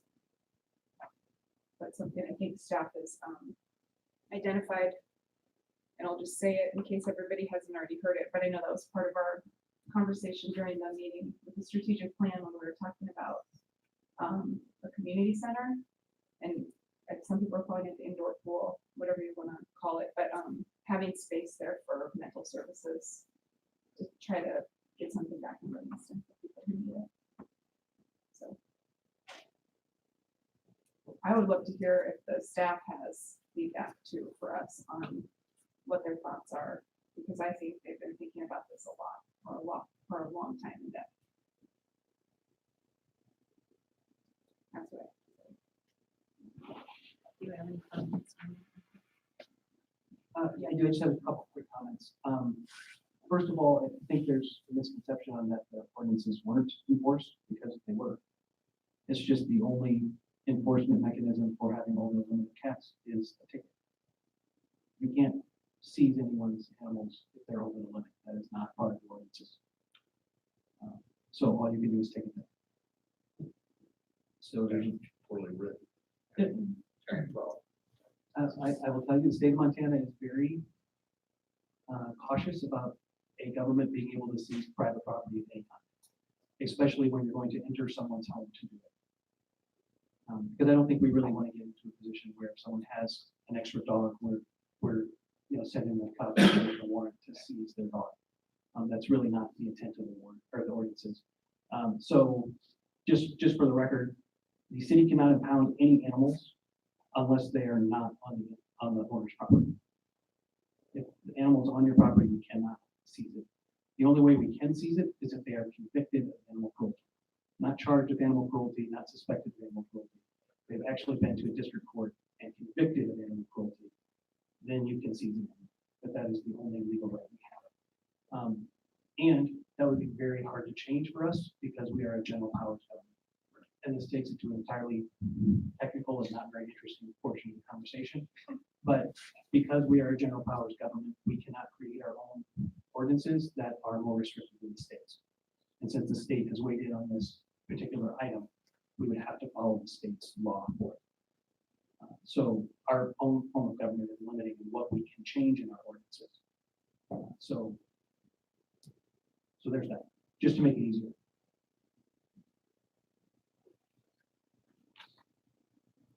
Any other comments, questions?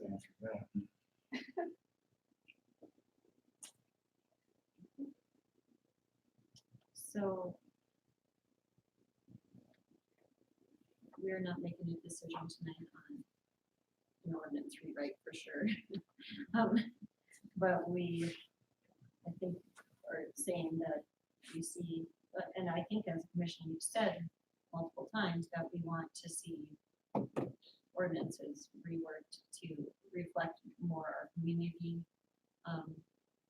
and our thoughts, our feelings, our wants, and to, yeah, this is one of them. It's one that's important to the people and to the, and obviously to animals and to their care. Hopefully we put it up towards the top on our work. And I would just suggest if we're really serious about rewriting the ordinances to reflect the community, that we should consider looking at a charter, looking at self-governing powers. Because I was gonna, I feel like since we've been meeting together here as a commission, there's other topics that have come up that people want done differently, and we can't do it because we're not a charter. And I don't have a mental list right now, but this isn't the first time we talked about if we were a charter government, we could fill in the blank. So you, Michael probably has a list somewhere. I don't have it, but I think it's an interesting topic. I don't know what next steps are. If I could speak to that, I did talk with Dan Clark at that last symposium about, he'd be happy to advise us on that. I'm not sure, we have to, this goes to a vote every 10 years, doesn't it? I believe. It does, it's required to be put forth to the voters every 10 And years. I know there's another petition out there that wants to change the form of government as well. And I'm just wondering, are we coming up on a deadline? 14 was the last election. So the election is held every 10 years to see if we want to do a study. We did a study in 94 and 04, and then in 14, the community voted against doing the study. So the next time we'll come up with a 10-year mark, which will be 24, but the commission by resolution can put that out at any time they want. Oh, they can't. Yeah. So if you wanted to create a study commission, if you wanted to ask for an election to create a study commission, you can do that. But you have to go through the study commission. You have to go through the study commission. That's Can I the one make thing. You know, You know about it too. little past history. When we first moved here, I think my daughter Lori was on a committee for the charter. Very few people were interested. They didn't know what it was. From the time I joined this commission, I went to the state meetings. Every little podunk town has got a charter. We brought it up in front of the commission and they voted against it because they had no concept. The remark was, we don't want to give the city manager too much power. And it has nothing to do with it. I just get so irritated because it's such an important event. It helps us out. So I'd like to take a crack at it again and have people get more interested in it, but give them the right information and education. And there's no reason in the world we shouldn't be a charter. Absolutely none. So that's the next thing. Yeah, that's what Dan Clark said. He goes, I can't believe you guys aren't. And he goes, oh wow, we need to talk. So I know we're off topic. I apologize. I don't think it's off topic. I think if people want to see if people want to see different results, then to set it up differently. Different things. Exactly on topic. Right. That's our role as the commission, is how do we how do we help improve the policy to give the people what they want? And so, what would the next steps be? Michael? So it depends on how we want to go about it. We could wait for the 10-year requirement and put it out. If we think it's something that the city would like to study now, then you would put ballot language out.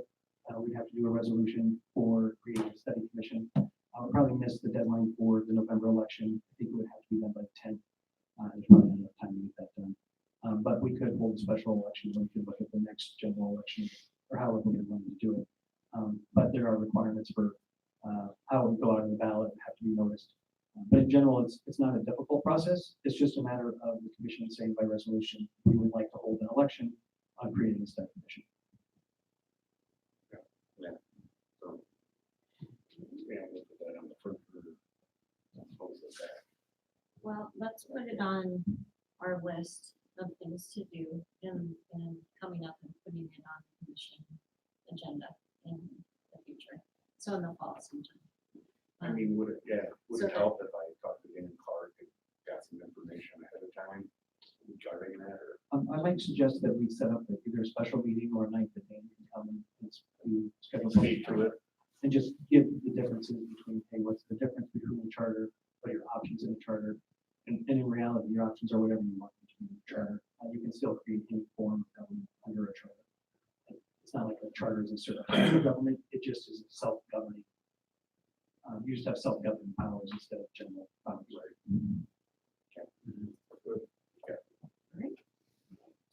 So I wanted, before we go on to action item F,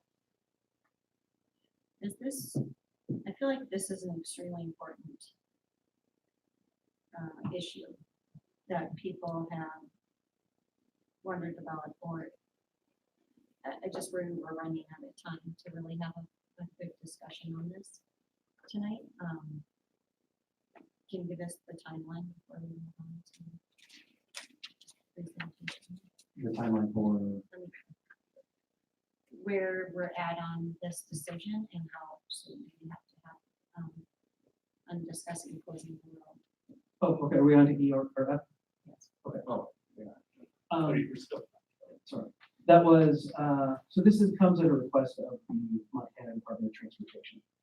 If we go all the way back to when the city of Livingston received the earmark from the Department of Transportation for the start of the crossing, that came with a limited time to get the project completed. Obviously, we're not anywhere close to completion of the project. But there is precedent to ask for forgiveness of the funds so that you don't have to pay them back. Because the city of Livingston could not, at that time, the way it was set up, accept federal funds directly. The Department of Transportation, Montana Department of Transportation became the pass-through for that money. So technically, the money was given to them and given to us, and they're starting to get a little nervous that they might have to pay it back since they are technically the fiduciaries. So they've asked us to officially close the Star Road project on their sheet and to start the process of asking for forgiveness from the Department of Transportation. Using all the current information that we're moving on. Technically, if you look at the earmark language, it doesn't say Star Road crossing, it says separated grade crossing Livingston. So there's some backing to say we are still proceeding with that project, but MDOT would like us to approach it from an angle of this project is complete. We, through studies, we decided it's not desirable. Moving on to this project, which is the same basic project, just in a different location. We'd ask that you would forgive the payback of the earmark. We are going to use the products that were produced with that money in the new project. And so they would like us to move forward at that point. So, And what timeline are we looking at? That's what I'm. well, the Department of Transportation would have preferred we done it a year ago. Yeah, they would really, in fact, it was all I could do not to get them to come tonight to ask you directly. I wanted to give you a chance to ask some questions about it first. So I think if we don't do anything soon, they will be here asking you to do something about it. And if I may add, Mike, Katie Potts reached. Come on up. So people at home can hear you. So I'll just elaborate on what Mike said. So at our last transportation coordinating committee meeting, Katie Potts, the the planner for the view district. And, well, William Fogarty is the new district administrator, took over for Jeff Ebert, was not there, but Joe Walsh, and Katie both expressed a pretty strong desire that we move forward with this. Terminating the Star Road on their active or inactive project list. We've already started drafting a letter to this effect. Certainly, the North Side Transportation Plan provides a lot of very tangible reasons as far as just the potential development in that part of town. And why the Star Road location would have failed from a level service standpoint. The other thing that this really frees us up is this is part of the project where we can basically terminate the MOU that we currently have with NDT that requires us to use $2.5 million worth of urban funding towards either a new location or for other city projects. And really, obviously we have a high demand for transportation improvements in Livingston. So having $2.5 million of urban funding certainly can be utilized in a more productive fashion than the current Star Road location based on the study that we've done to date. So it's timely. Yeah. Do you have anything else, guys, to introduce? So tonight, are we making a motion on approving this? You can, so really at this point, it's an administrative function. You can say, yes, I authorize you to see me do this, that's how to clean it, that way everyone knows. We're all on the same page. But this is really nothing more than saying, yes, we are officially not pursuing the Star Road project to pursue approximately a different location. And that location at this point could be 20 feet further down. Probably not exactly 20 because it puts in Flushman Creek, but yes, there's not a set. There's not a location. set location. It's about just that one which we are funded for a particular location. Now we have more leeway on where that location better suits the community. Yes. What's the probability of getting the forgiveness? Predicting the federal government's response to anything is a fool's game, but I think in general, they're not super interested in $966,000, especially with some really good evidence that if we would continue to build this project, it's not really a good long-term project, and that we are still pursuing a long-term solution to the same problem, but we're just doing it in what we think is a better way. I also think it's important for the city to stay on good terms and be a good partner to Montana. Like, and like, we want to be good partners with them because we need that. Yeah, so. Might get tired. Yeah. Well, and if I can just add one last thing.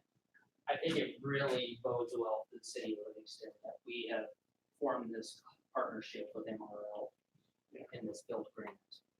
And certainly that's going to be a compelling statement in this letter of forgiveness that we are moving forward and with a partnership with MRL and looking at other locations that have a benefit for all of our transportation users in the area, including them.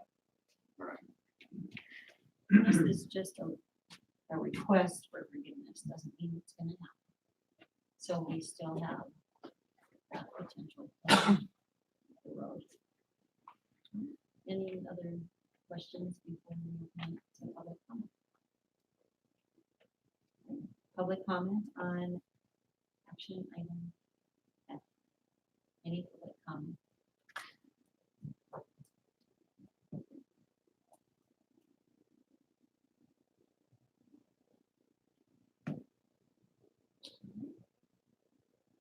Any last public comments? I mean, commissioner comments? Or questions? All right. So do I have a motion from the commission on, could you, whoever makes the motion, state it, please? Give me, I always bungle my words. I move, we close the Star Road project and apply for forgiveness for, of the Department of Transportation. Second. We have a motion by Mayhew and a second by Schwartz. Roll call, please. Chairperson Hoagland, Yes. Commissioner Schwartz, Four. Commissioner Friesen, For. Commissioner Maybe, For. Commissioner Nunes. 4. Motion passes. City manager comments. I yield. City commissioner comments. Melissa always has one, so go ahead. Thank you, everybody, for coming and being so kind and good neighbors, speaking kindly to everyone tonight. I yield. Wow. Oh. Disappointed.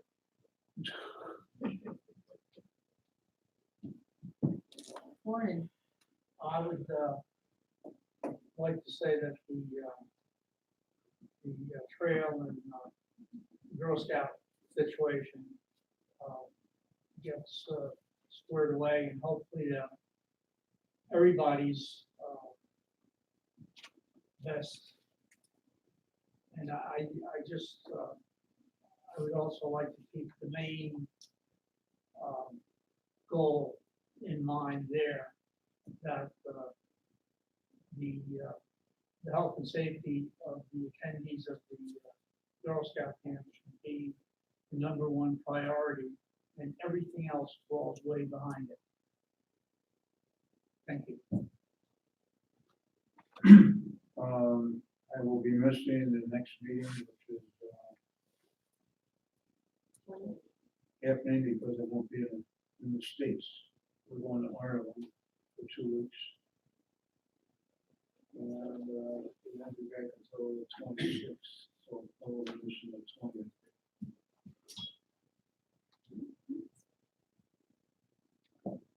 Just been in our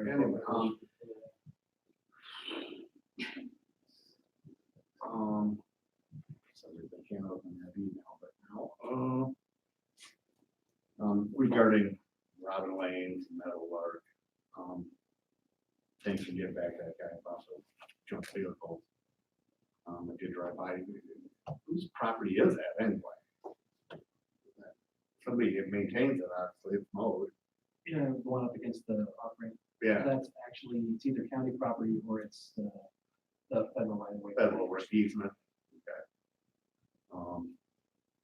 Anyway, aside from that, yeah, thanks for getting back to that guy on that, but, any update on, a couple residences on, Meadowlark or whatever it is, that name of that road? I think it's horrible, I just. Meadowlark and Robin, we continue, that's a continual. I call it a continual issue. We go back and forth, we confiscate things, auction things, we like things back, we issue tickets, we make them purchase things. It's really an ongoing negotiation to try to get to a resolution that will work for us. I think at the point we're working on screening it, but depending on where it's at, depends on the front yard, when we use variance to allow the fence to be higher to actually screen some of them. Right, or. Yes, so it's an ongoing situation that it changes every other week. Having a charter form of government. Depending on how we wrote the ordinance. Okay, thank you, I yield.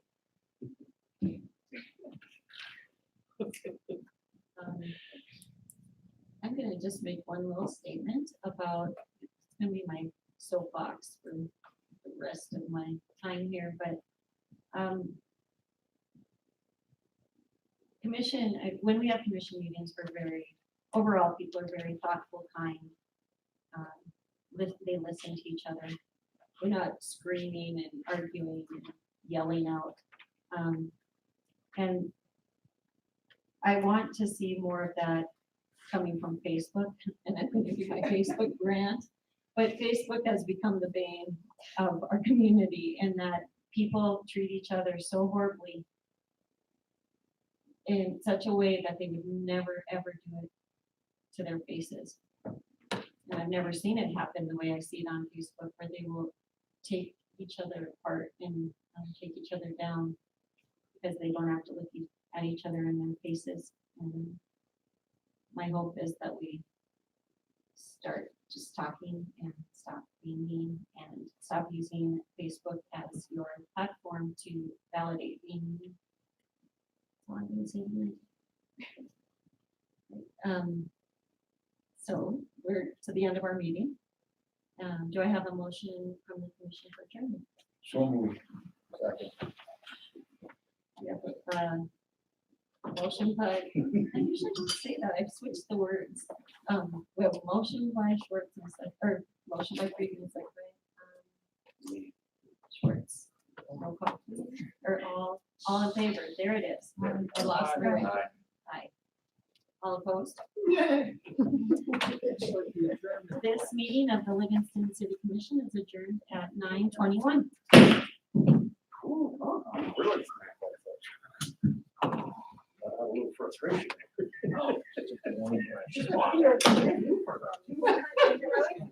She break the envelope. No, I gave that last one to James. Oh, And I wanted to do- Yeah, I do have late, I can't make those things.